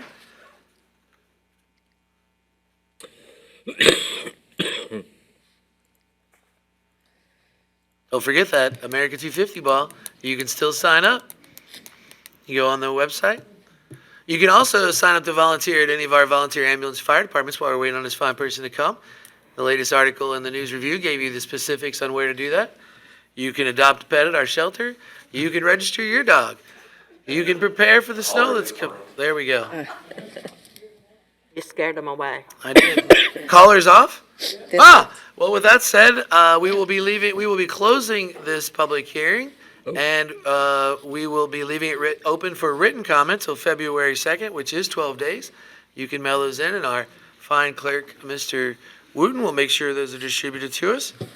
All of that wonderful said. What a wonderful night. And so our next thing, we will be moving. Counselor, I did all that properly, correct? Yes. Thank you so much. Resolutions. Jim, would you please? No, comment. Oh, I'm so sorry. Comments, yeah. Yes, we've had so few so far. I thought we'd have some more. Comments from everyone, that would be welcome. Comments on resolutions.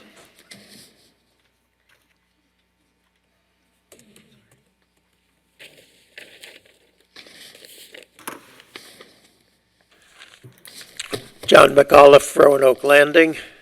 Good evening.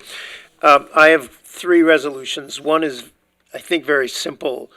The resolution that calls for the vehicle parking, it doesn't say how much we're getting for that.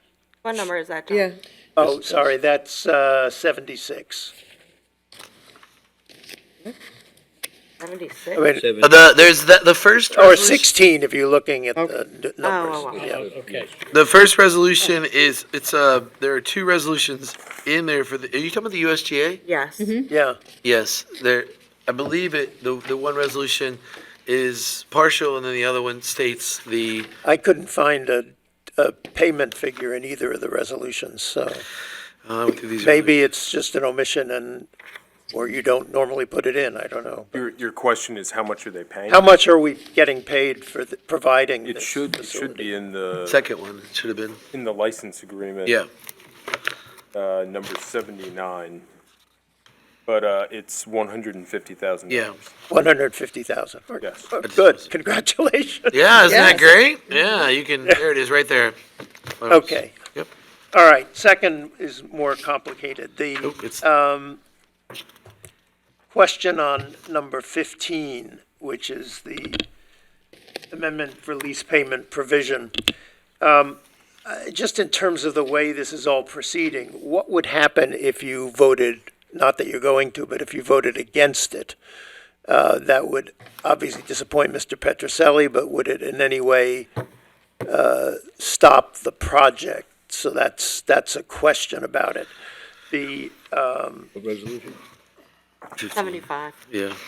It's 15, it's number 2026-55. Yeah, so You're I- adjusting a lease So I can speak to payment. that, since everyone is new and everyone considers that something must be happening because they've been here for a while, which is not. Mr. Petroselli signed a lease with the town in October, and because he was not able to, he was not allowed by the town to begin any work or begin the process in October, and had to wait until the December 12th date.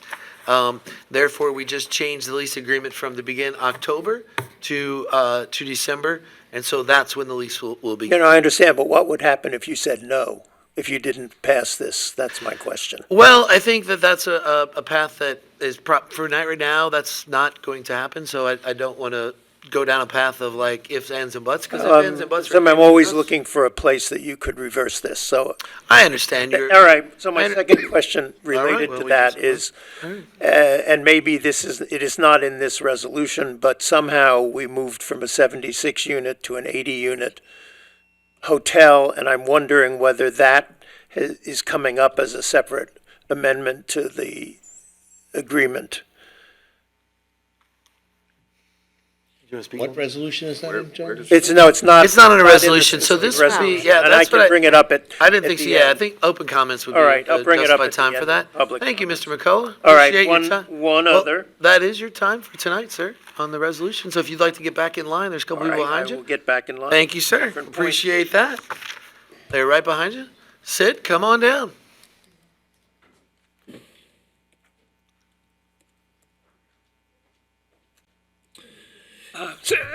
Sid Bale, Wading River Civic. Thank you, sir. I think it's, I don't have the agenda, but I think it's Resolution 32 about applying for an application for New York Sea Grant. Okay, and to Yes. help address the flooding issue on Sound Road and on Creek Road. And I think that's an excellent idea, and, we fully support it. I hope you pass it. Thank you, Sid. We appreciate those comments, and we appreciate them all. Hope you have a wonderful night. How many online, sir? One online, and then Mr. McCullough, I believe you can hop back up there if you so desire.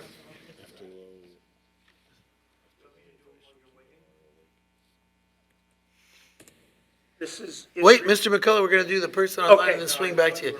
I like to mix things up. Ellen, welcome back.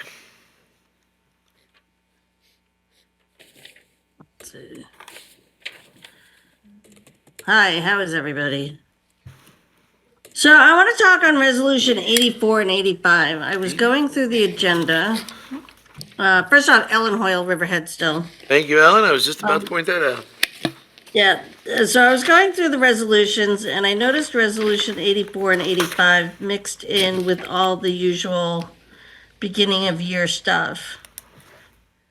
And I'm wondering that I know that there are going to be public hearings on some aspects of these projects, but I'm wondering why there are negative declarations on best systems for the Hampton Jitney and I am assuming also for this 221 Scott Energy Storage System.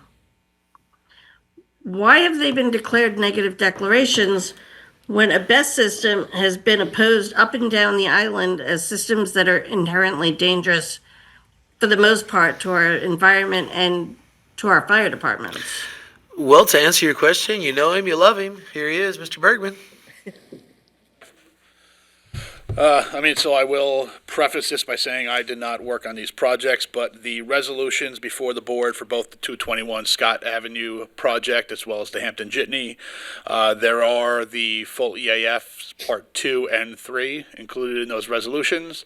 The Part 3 of the EAF on both of those gives a reasoned elaboration for the issuance of a negative declaration. Again, that's not an approval of the project, but it's in there. I mean, these were discussed at work session with Heather Trojanowski and Matt Charters at last week's work session. They went over concerns by the fire marshal, hazmat training, the equipment for hazmat training, UL fire safety, all of that. So again, the reasons for the negative declaration are provided in the Part 3 of the EAF, which have been available on the website for public consumption. Yeah, thank you, Ellen. Hopefully that helped. I would just like to ask the town board to reconsider giving it a negative declaration. I think the environmental impact would not allow for a negative declaration on such a project. So that's my comment on that project. Well, thank you Thank very you. much for your comment, and you have just a great night and be safe in the weather. Any others online? All right, Mr. McCullough, that's fantastic. See, that's what happens sometimes. Somebody else asks you a question, gets answered. All right, well, if that finishes our public comments on that, now, Jim, take us away. Ready? We are, sir. Okay. We're going to start with resolution number 1, which is number 61. Water District Capital Project 82601, Q Dobar Restaurant, 949 Old Country Road, budget adoption, so moved. Second. Vote, please. Woski. Yes. Merrifield. Yes. Kern. Yes. Rothwell. Yes. Halpin. Yes, sir. Uh-oh.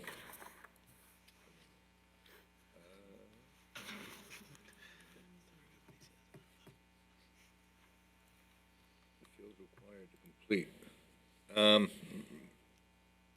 Resolution is adopted. Thank you, sir. Computer isn't. Resolution number 62. Water capital project number 82424, budget adjustment for electrical upgrade at plant number 7, so moved. Seconded. Vote, please. Woski. Yes. Merrifield. Yes. Kern. Yes. Rothwell. Yes. Halpin. Yes. Resolution is sorry, I'm struggling here. Okay. Resolution number 63. Amends Town Board Resolution 2026-17, so moved. Seconded. Vote, please. Woski. Yes. Merrifield. Yes. Kern. Yes. Rothwell. Yes. Halpin. Yes, sir. Resolution is adopted. Resolution 64. Approve sewer district request for change order number 1 related to the electrical contract for the Class A biosolids upgrade project, so moved. Seconded. Vote, please. Woski. Yes. Merrifield. Yes. Kern. Yes. Rothwell. Yes. Halpin. Yes. Resolution is adopted. Resolution number 65. Approve sewer district request for change order number 2 related to the contract electrical construction for the Class A biosolids upgrade project, so moved. Second. Vote, please. Woski. Yes. Merrifield. Yes. Kern. Yes. Rothwell. Yes. Halpin. Yes. Resolution is adopted. Resolution number 66. Authorizes sewer district employees to attend NYWEA meeting and training conference, so moved. Seconded. Vote, please. Woski. Yes. Merrifield. Yes. Kern. Yes. Rothwell. Yes. Halpin. Yes. Resolution is adopted. Resolution 67. Authorize attendance at the IAAI conference by Chief of Fire Marshal, so moved. Seconded. Vote, please. Woski. Yes. Merrifield. Yes. Kern. Yes. Rothwell. Yes. Halpin. Yes, sir. Resolution is adopted. Resolution number 68. Ratifies the fees for the 2026 winter brochure, so moved. Seconded. Vote, please. Woski. Yes. Merrifield. Yes. Kern. Yes. Rothwell. I just want to pause, this one doesn't have the parking fees, right? No, it's the next one. Seniors, Next, right? Just right. double checking. Sorry. Yes, thank you. And Halpin. Yes, sir. Resolution is adopted. Resolution 69. Sets the 2026 recreation fee schedule, so moved. Second. I actually would like to move to amend this. On page 72, our senior resident for the boat launch trailer only, from 15 back down to 10. Our senior resident parking only, 15 back to 10. And our senior non-driver identification permit, 15 to 10, to keep our senior citizens safe. So I'd like to just, I'd like to make a motion to amend. Seconded. Vote, please. Woski. Yes to amend. Merrifield. Yes to amend. Kern. Yes to amend. Rothwell. Yes to amend. Halpin. Yes to amend. Amended, and now we go back. You did your. Sets the 2026 recreation fee scheduled with amendment, so moved. Second. Vote, please. Woski. Yes, as amended. Merrifield. Yes is amended. Kern. Yes as amended. Rothwell. Yes is amended. And Halpin. Yes, as amended. Amended resolution is approved. Resolution number 70. Sets fire prevention construction fees 2026, so moved. Seconded. Vote, please. Woski. Yes. Merrifield. Yes. Kern. Yes. Rothwell. Yes. And Halpin. Yes, sir. Resolution is adopted. Resolution number 71. Sets fire prevention operating permit fees 2026, so moved. Seconded. Vote, please. Woski. Yes. Merrifield. Yes. Kern. Yes. Rothwell. Yes. Halpin. Yes, sir. Resolution is adopted. Resolution number 72. Appoints an electrical inspector, so moved. Seconded. Vote, please. Woski. Yes. Merrifield. Yes. Kern. Yes. Rothwell. Congratulations, Chris, you've done a great job. Yes. Halpin. Yes, sir, Chris. Good job. Resolution is adopted. Resolution number 73. Ratifies the appointment of a part-time code enforcement officer, so moved. Second. Vote, please. Woski. Yes. Merrifield. Yes. Kern. Yes. Rothwell. Yes. And Halpin. Yes. Resolution is adopted. Resolution 74. Ratifies reappointment of member of the Riverhead Farmland Preservation Committee, Matt Schmidt. So moved. Seconded. Vote, please. Woski, Yes, thank you for your time.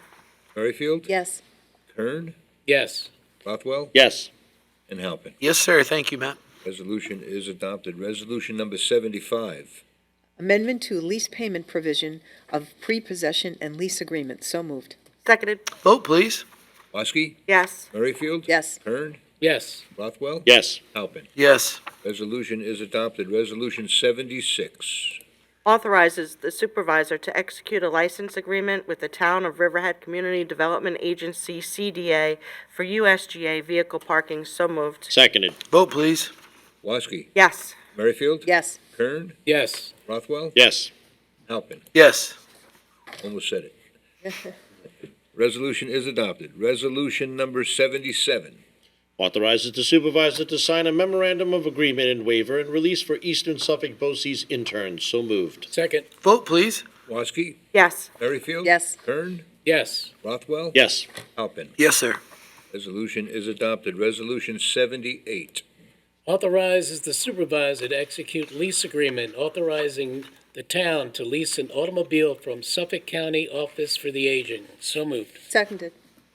Vote, please. Woski, Yes. Merrifield, Yes. Kern, Yes. Rothwell, Yes. Halpin. Yes. Resolution is adopted. Resolution 79. Authorizes the supervisor to execute a license agreement with the United States Golf Association, USGA, secret classification, lead agency, and negative declaration. So moved. Seconded. Vote, please. Woski, Yes. Merrifield, Yes. Kern, Yes. Rothwell, Yes. Halpin. Yes. Resolution is adopted. Resolution 80. Authorizes renewal of a musical works license agreement with the American Society of Composers, Authors, and Publishers, ASCAP 2026. So moved. Seconded. Vote, please. Woski, Yes. Merrifield, Yes. Kern, Yes. Rothwell, Yes. Halpin. Yes. Resolution is adopted. Resolution 81. Approves extension of an agreement with Mark Conklin, Nunc-Pro-Tunc. So moved. Second. Vote, please. Woski, Yes. Merrifield, Yes. Kern, Yes. Rothwell, Yes. Halpin. Yes, sir. Resolution is adopted. Resolution 82. Authorizes town clerk to publish and post public notice to consider a local law to amend Chapter 279 of the Riverhead Town Code titled Taxation, Article 7. 8. Oh. Mine didn't have the third line. I put it in. Thank you. Article 8, exemption for volunteer firefighters and volunteer ambulance workers. So moved. Seconded. Vote, please. Woski, Yes. Merrifield, Yes. Kern, A passionate yes. Rothwell, Yeah, I hope this will increase retention within the fire department. That's everything we want to do. And most of our young people are working multiple jobs, so for them to still be able to step forward and volunteer on our fire service and RVAC. So this is just a great way to say thank you and appreciate them and to work on retention. So absolutely yes. Halpin. Ditto about all of that, and yes. Resolution is adopted. Resolution number 83. Classifies special permit application of Hampton Jitney Battery Energy Storage System as an unlisted action pursuant to SECRA and issues a negative declaration. 253 Edwards Avenue, Calverton, Suffolk County Tax Map Number 600-117-1-8.6. So moved. Seconded. Vote, please. Woski, Yes. Merrifield, Yes. Kern, Yes. Rothwell, Yes. Halpin. Yes. Resolution is adopted. Resolution number 84. Authorizes town clerk to publish and post notice for public hearing for the special permit application entitled Hampton Jitney Battery Energy Storage System, 253 Edwards Avenue, Calverton, Suffolk County Tax Map Number 0600-117-1-8.6. So moved. Seconded. Vote, please. Woski, Yes. Merrifield, Yes. Kern, Yes. Rothwell, Yes. Halpin. Yes. Resolution is adopted. Resolution 85. Classifies an action as unlisted pursuant to SECRA, assumes lead agency and issues a negative declaration for the site plan and special permit applications entitled 221 Scott Avenue Energy Storage System, 221 Scott Avenue, Calverton, New York, Suffolk County Tax Map Number 600-135.20-1-12. So moved. Second. Vote, please. Woski. Yes. Merrifield. Yes. Kern. Yes. Rothwell. Yes. Halpin. Yes, sir. Resolution is adopted. Resolution 86. Authorizes town clerk to publish and post public notice of public hearing for the site plan and special permit applications entitled 221 Scott Avenue Energy Storage System, 221 Scott Avenue, Calverton, New York, Suffolk County Tax Map Number 600-135-21-12. So moved. Seconded. Vote, please. Woski. Yes. Merrifield. Yes. Kern. Yes. Rothwell. Yes. Halpin. Yes, sir. Resolution is adopted. Resolution number 87. Authorizes the town clerk to publish and post notice to bidders for Meeting House Creek Road bulkhead renovation. So moved. Seconded. Vote, please. Woski. Yes, finally. Thank you to everybody that has made this happen. I appreciate it. Merrifield. Yes. Kern. Yes. Rothwell. Yes. Halpin. Yes. Resolution is adopted. Resolution number 88. Authorize the town clerk to publish and post bid for propane fuel and equipment maintenance. So moved.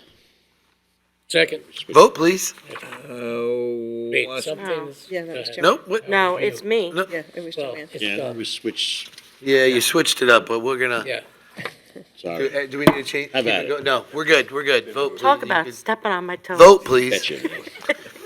Sorry, we're all excited about getting that new bulkhead over at J-Sport. Vote, please. Woski can move it. It's fine. You Yes. don't have to change it. Yeah, we don't, No. legally, Say we're. so moved. So moved. A Seconded. couple of clicks I can do it. But, you going to second? Yes. Okay. Woski. Yes. Merrifield. Yes. Kern. Yes. Rothwell. Yes. Halpin. Yes. Resolution is adopted. Resolution number 89. I feel like I owe one to Councilman No, I don't like Woski if you saying wanna nunc take pro it. tunc. So go ahead. You do a good job at that. Extends bid not pro tunc for bid number 2022-35. Traffic signal emergency repair and additional work is authorized. So moved. Second. Vote, please. Woski. Yes. Merrifield. Yes. Kern. Yes. Rothwell. Yes. Halpin. Yes. Resolution is adopted. Resolution 90. Awards bid for rehabilitation of plant number 7, electrical upgrades, Riverhead Water District. So moved. Seconded. Vote, please. Woski. Yes. Merrifield. Yes. Kern. Yes. Rothwell. Yes. Halpin. Yes. Resolution is adopted. Resolution number 91. Awards rebid for truck parts. So moved. Seconded. Vote, please. Woski. Yes. Merrifield. Yes. Kern. Yes. Rothwell. Yes. Halpin. Yes. Resolution is adopted. Resolution number 92. Resolution for home rule request in support of bill, Senate Bill number S, period 8378, B, Assembly Bill number A, dash 8809B, for an act to amend Chapter 495 of the laws of 2011 relating to the conveyance of land formerly used as an armory to the town of Riverhead, Suffolk County, in relation to the use of such property. So moved. Seconded. Vote, please. Woski. Yes. Merrifield. Yes. Kern. Yes. Rothwell. Yes. Halpin. Yes. Resolution is adopted. Resolution number 93. Authorizes the submission of a letter of intent and grant application to New York Sea Grant for a study and plan to address flooding issues on Creek Road and Sound Road in Wading River. So moved. Second. Vote, please. Woski. Yes. Merrifield. Yes. Kern. Yes. Rothwell. Yes. Halpin. Sid, you're not here, but yes. Resolution is adopted. Resolution number 94. Approve special event Chapter 255 application for Chicken Kids LLC consignment event. So moved. Seconded. Vote, please. Woski. Yes. Merrifield. Yes. Kern. Yes. Rothwell. Yes. Halpin. Yes. Resolution is adopted. Resolution number 35. 95, right? 95, which is 35. Pays bills. So moved. Seconded. Vote, please. Woski, Yes. Merrifield. Yes. Kern, Yes. Rothwell, Yes. and Halpin. Yes. Resolution is adopted. Resolution number 96. Appoints a network and systems specialist 2. So moved. Seconded. Vote, please. Woski, Yes. Merrifield. Yes. Kern, Yes. Rothwell, Yes. Halpin. Yes. Welcome. Resolution is adopted. Resolution number 97.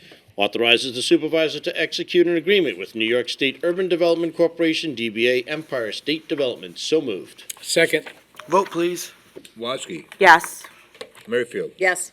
Kern, Yes. Rothwell, Yes. Halpin. Yes. Resolution is adopted.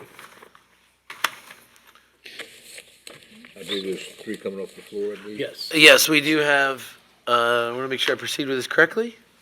Someone needs to, So let me- someone needs to make a motion to move the first one off the floor. So if I can just take a moment, first I'm just going to briefly explain Yeah. what's taking place. So after many years of service, sadly Joan Monnerin is retiring from the highway department.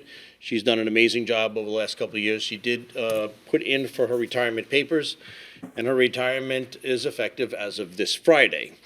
So normally we'd never like to take anything off the floor just to give public thing, but we're in a unique situation where on Sunday we do expect quite the snow blizzard to hit. And we make that presumption that we are going to have our highway department out in force on the roads this weekend, which means overtime and payment and so forth. And so what the issue is that we will not have a replacement for Joan for probably a couple of weeks till we go through the civil service format of things. And so we are going to need assistance in the highway department to take care of things such as payroll and so forth. The idea is that eventually Joan will train whoever comes in, so we're going to put together a little consulting agreement for her to return once we select a new employee, and she will spend some time just training them. So there's a couple different resolutions. The first one is to accept her retirement. Then the second one will be to create that consultant agreement, and also a third one to allow the union so that they understand that we, just very briefly, authorizes the supervisor to have an agreement with them to allow somebody to, a consultant, to do union work while we search for a replacement. All right, so it's just because of the upcoming storm, normally we'd say, well, we could just wait till the next town board meeting. But we'd hate for our highway workers to think that they came in on Saturday and Sunday and worked till late evening hours, and then they're told that their pay is not going to be effective until we hire somebody new. So we don't want to keep them waiting around, want to show appreciation for everything they're doing. So we have 3 resolutions. First one is going to be Resolution 2026-98, approves the retirement of an administrative assistant. So I make a motion to take this off the floor. Second. Vote, please. Woski, Yes, to take off the floor. Merrifield, Yes, to take off the floor. Kern, Yes, to take off the floor. Rothwell, Yes, to take off the floor. Halpin. Yes, off the floor. And now we just have to allow time, not to step on toes, but if we would want to do comments on this particular resolution. Yeah, I Or got do you it. want to do I got it. comments for each Yeah. one? So if anyone has a comment on this, and before we take comments off the floor, I'd just like to say this is not for, again, for unplanning or any other, reason that someone would come up with. This strictly has to do with making sure that we have the right people in place and that Joan can continue to help us. It's really a tremendous help, and we're so thankful for it. But if anyone has one, If I could make a quick recommendation, maybe Absolutely. move all 3 of them off the floor, entertain public Okay. comment, and then they can be each moved individually and voted on. Okay.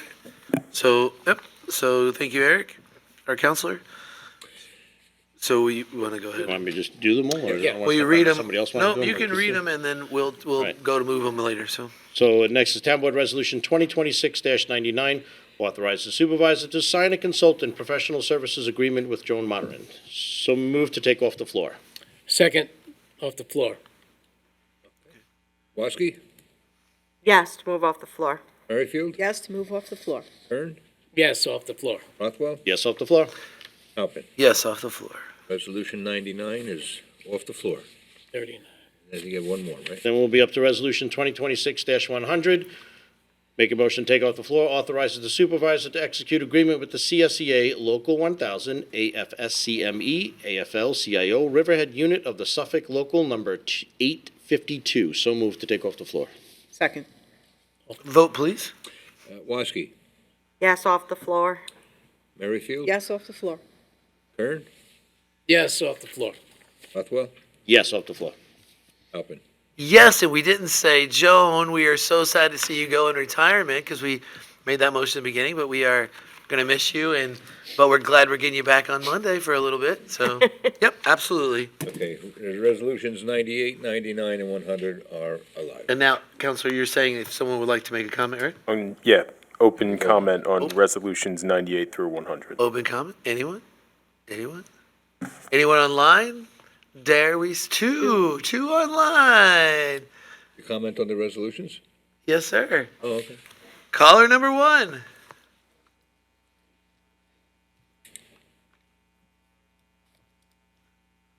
I think that she probably thinks that the Hi, Ellen. resolutions are over. Hi, everybody. I'm just wondering, as to the consulting agreement that you're about to enter into, is there an anticipated time frame for when it ends? Yes. So it's limited by its terms to March 31st, 2026, and capped at a monetary amount of $5,000, whichever first occurs. Okay. Yep, that's a good Okay, question. Since thank you're you. not That here. was it. Thank you, Ellen. Next caller. Every caller tonight gets a happy smile. So thankful that you called in.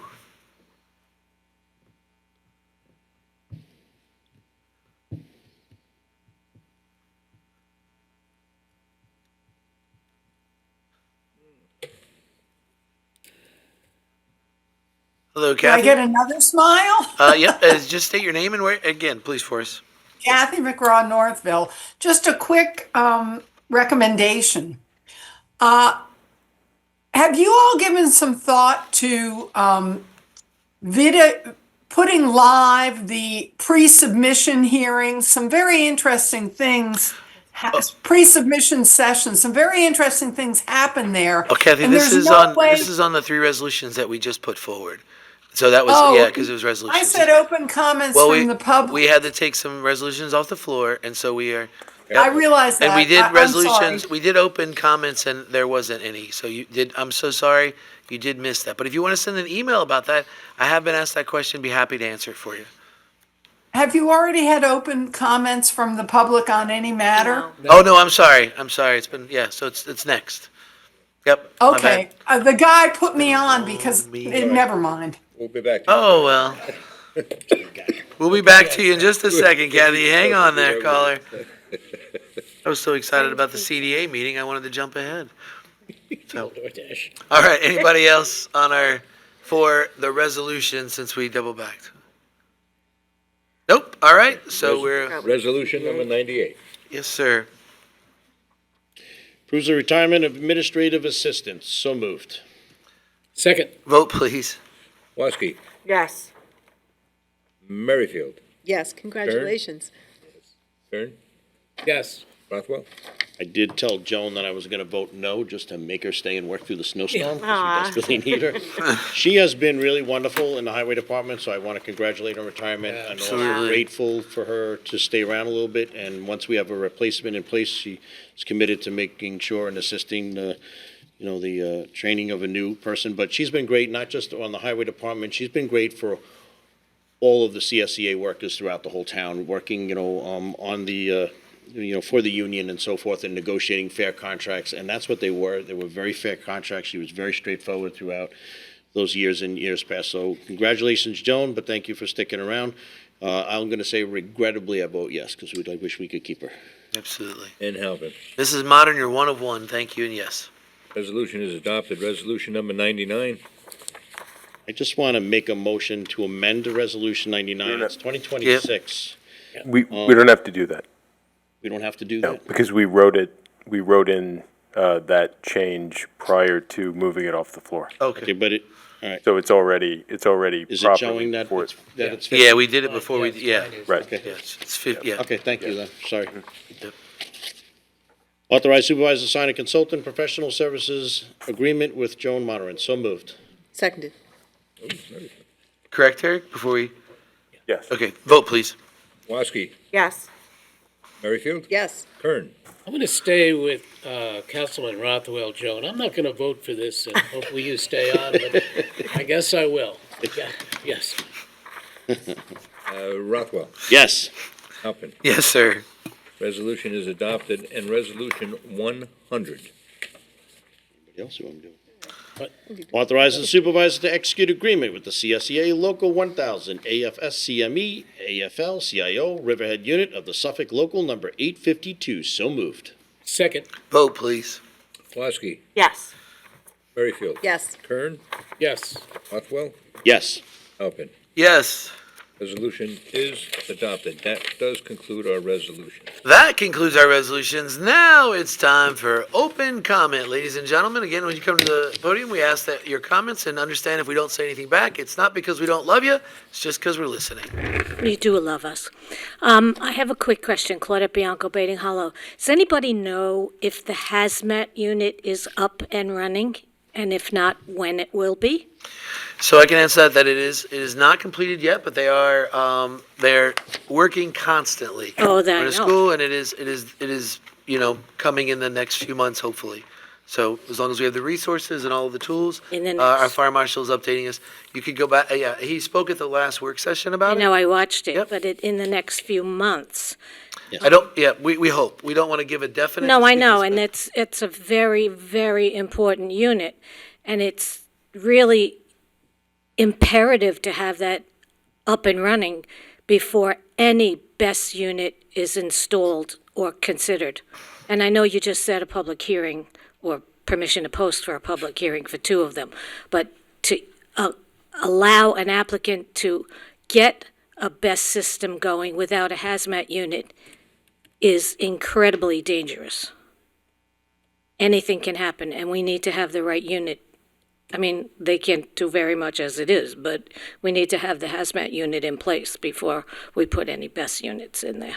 I will tell you that 4 of the unit members did attend training in Alabama for a full week. They're certified. Okay, great. And this battery energy storage isn't going to happen overnight. I know. That takes time as well. I know. I would just like It to is the have, concern of the fire marshal, and we did have the chiefs and commissioners here to discuss different things lately, and that is a great concern to them. So they're all working together, the I know, I departments, including Manorville, to Right. make sure that everything is in place before anything moves forward. Good. The residents and their safety is number one priority. I know that you feel that way, but I just want to make sure. I didn't know where we were in the process. Claudette, just so you know, it's required. They can't start to operate a battery unit unless all the fire personnel are trained to how to respond. It's a okay. requirement. That's Well, great. And I just- understand they're paying for that, is that Yeah. correct? Yeah, sorry. I'm just pointing that out. Oh, that's good So, too. just right, it's not required for them to have a hazmat team, just for a correction. just- So right. they're implementing the state had recently redid all of the fire prevention protocols. you know, Right. And so they've come out with an entire new list of requirements. Right. The hazmat team allows us to be on scene faster, responder, and protect locally. Right. In addition, but if there was an event or something that our hazmat team couldn't respond, they still automatically, when you have 2 fire departments respond, and on any battery powered energy storage, you can have more than 2, maybe half a dozen responding. Right. What happens is immediately the Suffolk County FRES unit responds to the scene, and they take command operations.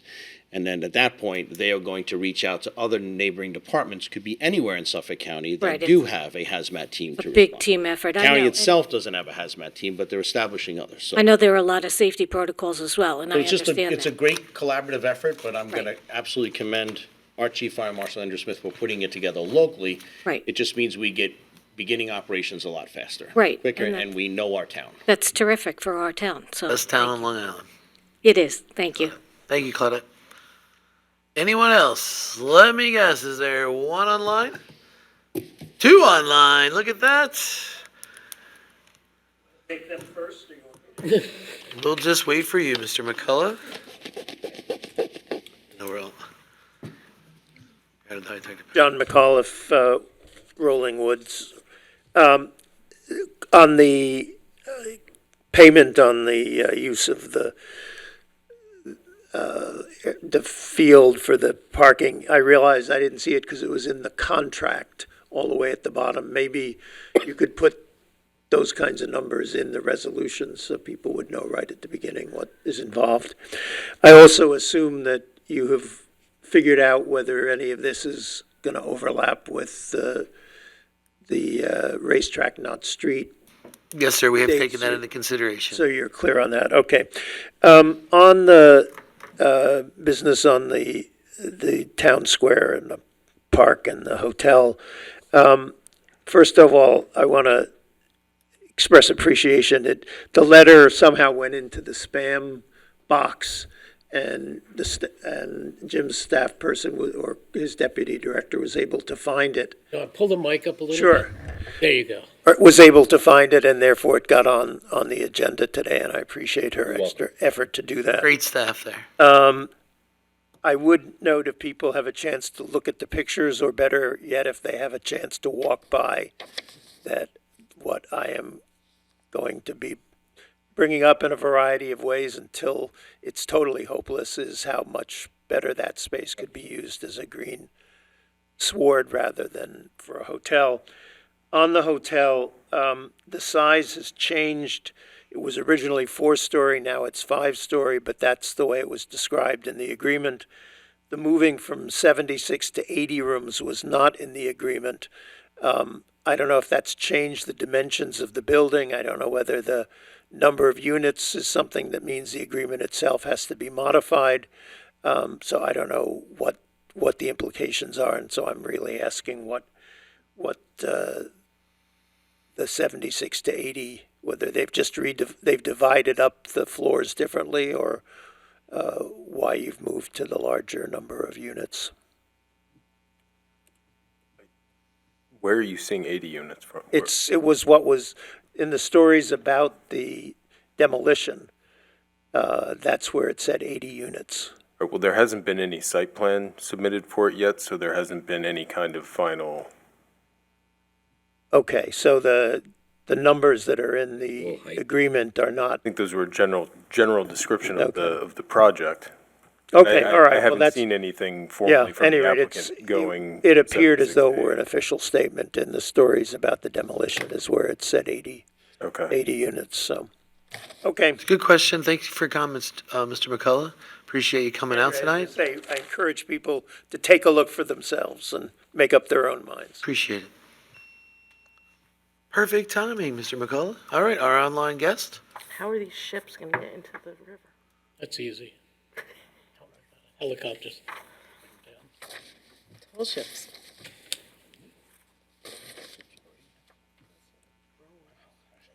Point is. Hello, Ellen. Hello, Ellen Hoyle from Riverhead. As we're getting ready to deal with a major snow impact, or what we hope is not a major snow impact, I was wondering if now would be a good time for the town to do a study as to the cost effectiveness, because I live on Sound Avenue. When I go down anywhere south of Sound Avenue, I have to deal with drifting snow on from the farm fields. What would be the cost effectiveness of replowing these roads on a constant basis almost versus the town encouraging or paying even for small plants or hedges to be planted along the fields of the farms to avoid drifting snow? That was it. Well, we appreciate your comment, and it's heard, and it will be at least listened to. So. Thank you. Thank you. Our next caller.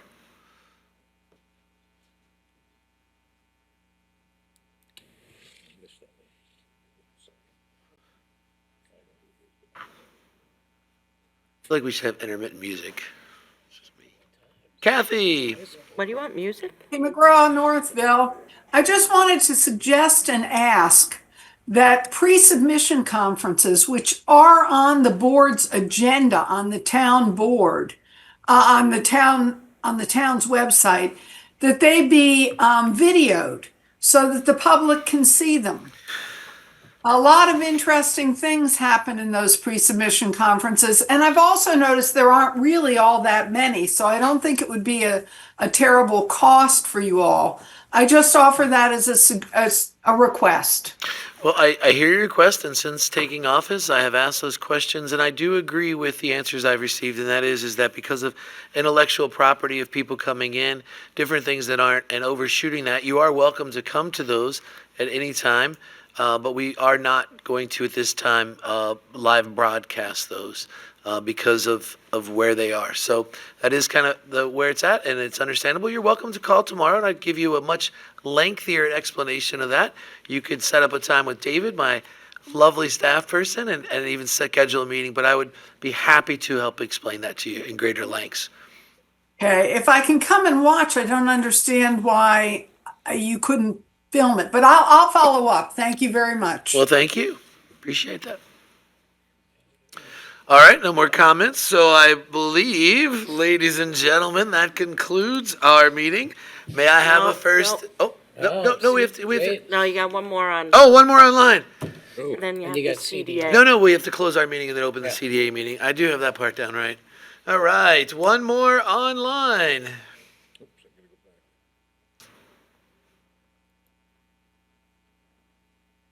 Hello, Mr. Herreri. Thank you again. You're welcome. And perhaps my questions might be better reserved for the CDA meeting. But, Mr. Supervisor, I recognize you're only here a couple weeks, but you, of course, are in effect the chief financial officer of the town, and you ultimately will be responsible for providing a budget for the town.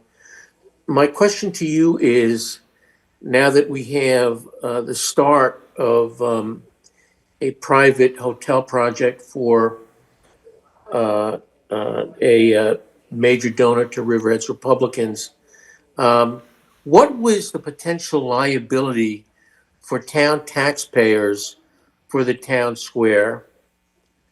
And what portion of the town's reserves have been designated to foot the bill for the town square? And again, I may ask the same questions of your CDA director. What is the town's commitment for a multi-million-dollar parking garage, particularly in view of the fact that the town's own parking study indicated that the town has adequate parking facilities? And finally, I ask whether the analysis by the town's attorneys and other officials in connection with the town square developer included a reference to that developer's potential application, in your opinion, as to the qualifications of the developer, that developer's application for separate IDA benefits. Those are questions I have. Wonder if any of you, as you sit here today, are able to answer any of these important questions for taxpayers of our town. I hear your questions and appreciate them during our comment section. And as I said to you last time you spoke, I would love for you to email those to me, and then I can give you. You have my email, Mr. Superintendent. You're free to answer them if you can, or direct me to a member of your staff. I was trying to answer a or little of bit. the town staff that can provide answers to, So- I think. So as I those said legitimate- last time, Mr. Hurry, which is greatly appreciated, if you would, I heard your questions, but I would love for those to be reinforced in writing to me. If you'd send those to me in email, then I can give you an articulate, intellectual answer for Yes. those the best I can. So appreciate it. Thank you very much for your comments tonight. Oh, and we're done. We at 0? Well, fantastic. Thank you, everybody, for your public comments, concerns. We are going to ask for a first and second to close this meeting. May I have a first and second? So moved. Second. Vote, please. Are all in favor? I'm sorry. Aye. Anybody opposed? No. All right, so moved. All right, that ends, and we will be moving in to open our CDA meeting. Good evening, and did you, Might be good morning soon. close and open, or we need to open still? Oh, no, I guess we We need have to open- Yeah, we have to close open off here, so. Okay. If I can have a first and second to open the CDA meeting? So moved. Second. Oh, all in favor? Aye. Aye. Sweet. Okay. Anyone that works too. opposed? That's fantastic. There we go. Okay. Thank you, Dawn. We have three resolutions this evening. The first is, to amend some policies and procedures of the agency, including the investment policy, the procurement policy, and the donation policy. Those are in resolution number 1. Number 2 is the omnibus resolution, which basically affirms. I believe I have the only copy Right. up here. Do you have copies for everyone? Oh, they're in. I know we did it in the work session, so They're I'm on your. familiar with it. It just They're on the wasn't online printed. packet. I thought you have them on your. I just think we neglected. I don't think they were printed, that's all. Okay, I I do don't remember have seeing them, extra you copies. know. Would you guys like to, would you want to see my copy? So you I think, Dawn, if I think- you read them off. we Yeah, could- if you read them Yeah. out, just, Okay. we went over them. Yeah, in we Yeah, went over work I've session. read these, so, Was the donation? They're. yeah. The, No, I don't, why don't you It's go not through them, necessary. Dawn? Just I read them and read roll them first all, and just second. remind me of what they Okay. are, that's all. Yep. okay, so there were 3 policy amendments. The first is the procurement policy. The second is the CDA investment policy, and the third is a donation policy. So we amended the procurement policy to match what is currently the town's procurement policy. We amended the investment policy similarly, and we are adopting a donation policy, which is a mirror to the one that the town recently adopted. Those are the 3 policies that were recommended by the governance committee in the December meeting. The second resolution is the omnibus resolution. We do this every year. It basically affirms all the prior policies. It will now affirm the policies that you're adopting and amending today. That resolution needs to be, and it also sets forth the membership of the committees, which, if you remember in our last resolution, I hadn't updated.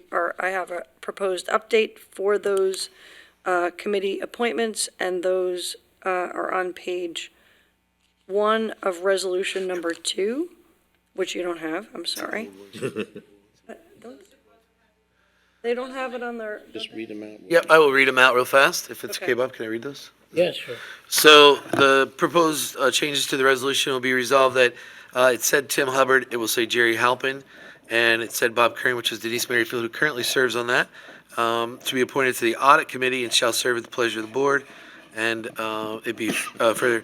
And then, again, the second one was I'm sorry, that was for the Governance, yeah. the governance committee. And then Jerry Halpin from Tim Hubbard will be changed in the second one. So resolve that Jerry Halpin and Jeanette Diapollo are appointed to the audit committee and shall serve at the pleasure of the board instead of William Rothar. Thank you for that, and I Absolutely. apologize. So before we took I'd like to see comments it. on those resolutions, I wanted to make sure those amendments were in place. And the last resolution is a mirror resolution of the town board's earlier resolution relating to authorizing the execution of the agreement for USGA. And so that resolution is now in this packet as well, and that was discussed at the work session. So the first order of business would be to take public comments on any of those resolutions, if there are any. I just have one question, Dawn. Sure. On the investment, can you just explain that a little bit? The amendment to the investment policy? Yeah, yeah. I mean, I'm looking for it, and Here, I'll give it to you. I'll give you mine. which page is it on? It's the second, it's attached to the resolution.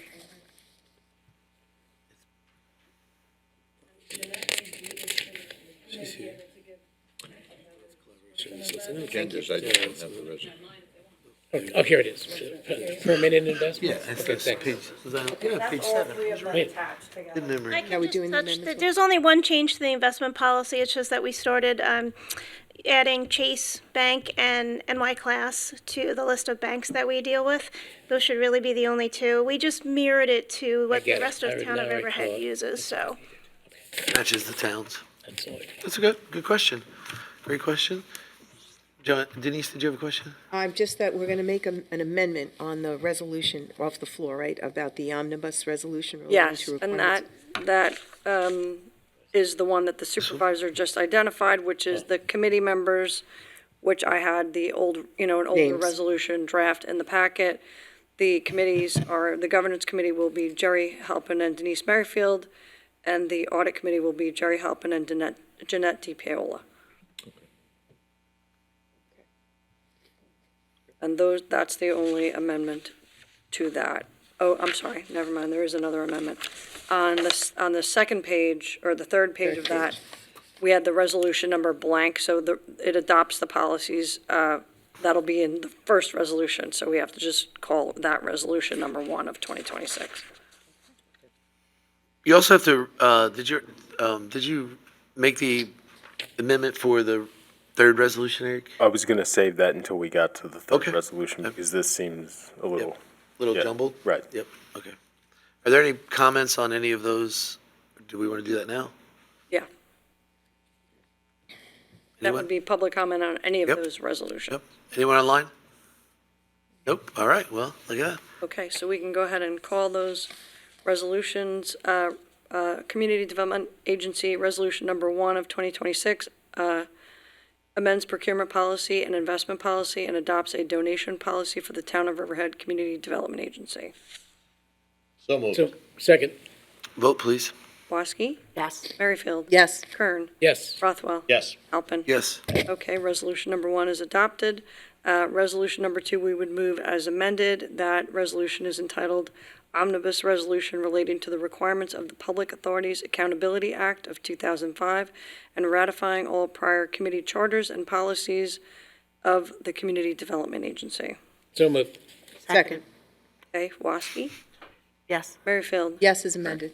Kern? Yes. Rothwell? Yes. Halpin? Yes is amended. Okay, that resolution is adopted. And then resolution number 3 of 2026, I think Eric has Yep. those amendments. Eric, Right. so do you guys want to? All right, so this resolution authorizes the license agreement between the town and the CDA and precedes the agreement between the town and the USGA.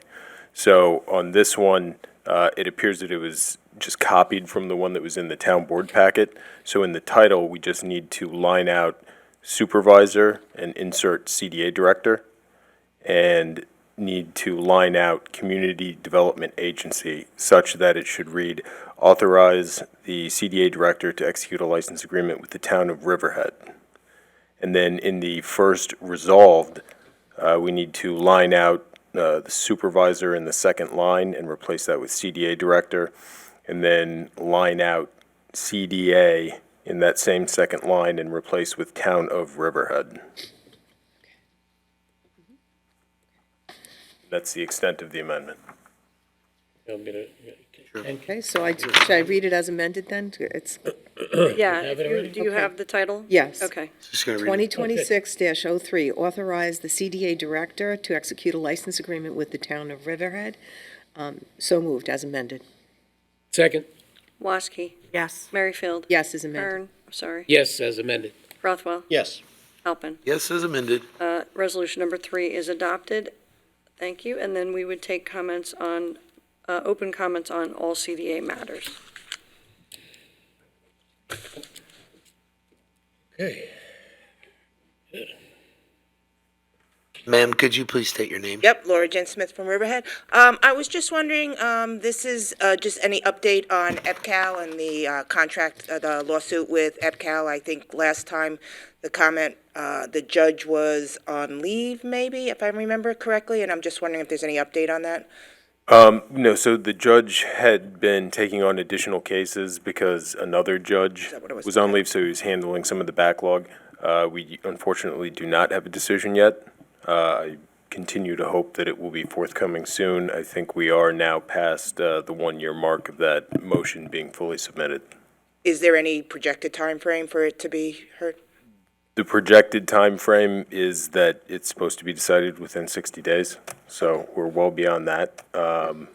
But there's not a lot of procedural options at the town's disposal to compel a sooner decision, and typically I wouldn't recommend doing that.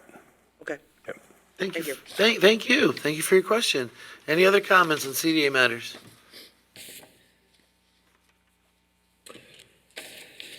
Good. Okay, then we can go ahead and close. Oh, what? No, look at that. We wait. spoke too soon. Sorry. It's the meeting I that should've got up never ends. All right, that's awesome. I love this. Remember, 21 days. 21 days. Ms. Thomas, you may have heard my questions to the supervisor earlier, and I wonder if you might be able to shed some light on those questions. First, what is the potential contribution by taxpayers or liability for taxpayers in connection with the town square?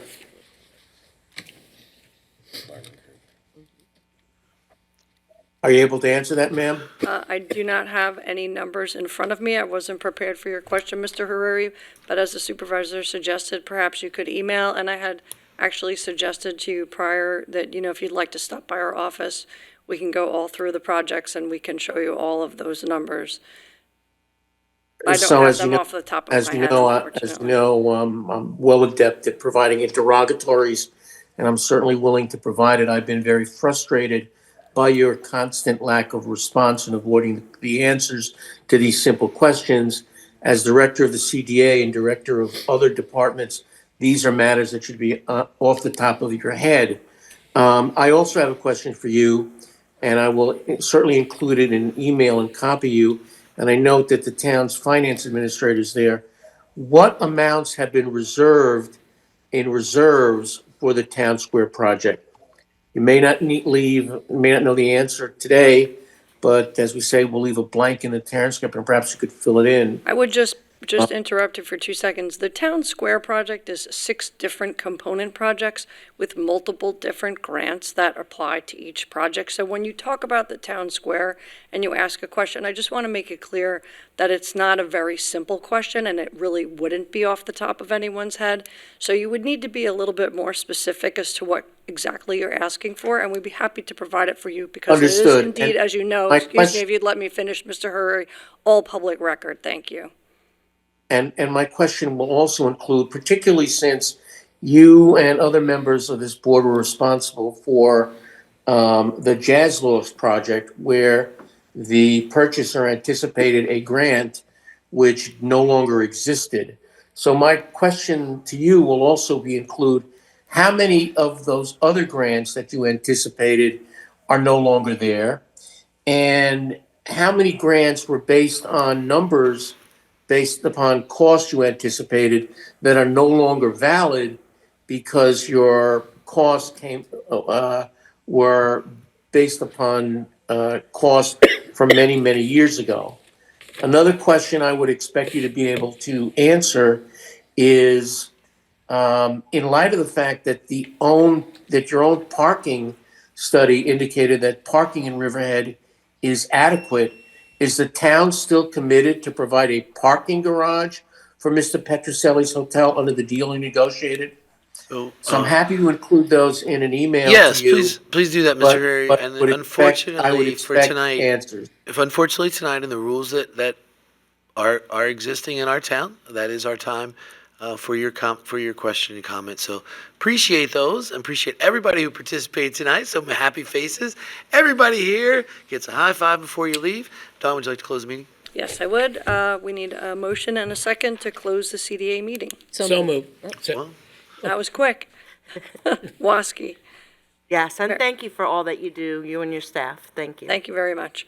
Merrifield. Yes. Kern. You want to keep it open for a little while? Up to you. No, You're sitting up there. I'm good to close. Okay, you're good. Rothwell? This might have been a record-long CDA meeting. I know, this has been amazing. Well, it isn't anywhere close to a record, but Okay. but it's a recent record, and it's certainly a record for the last 12 months. So, Halpin. Yes, ma'am. And don't forget before the CDA meeting closes to mind our snow emergency this weekend. Yes. Take care of our highway guys. They take care of you. Fantastic. See you So at the the meeting ball. is closed. Thank you very much. Have a good evening. And the 250.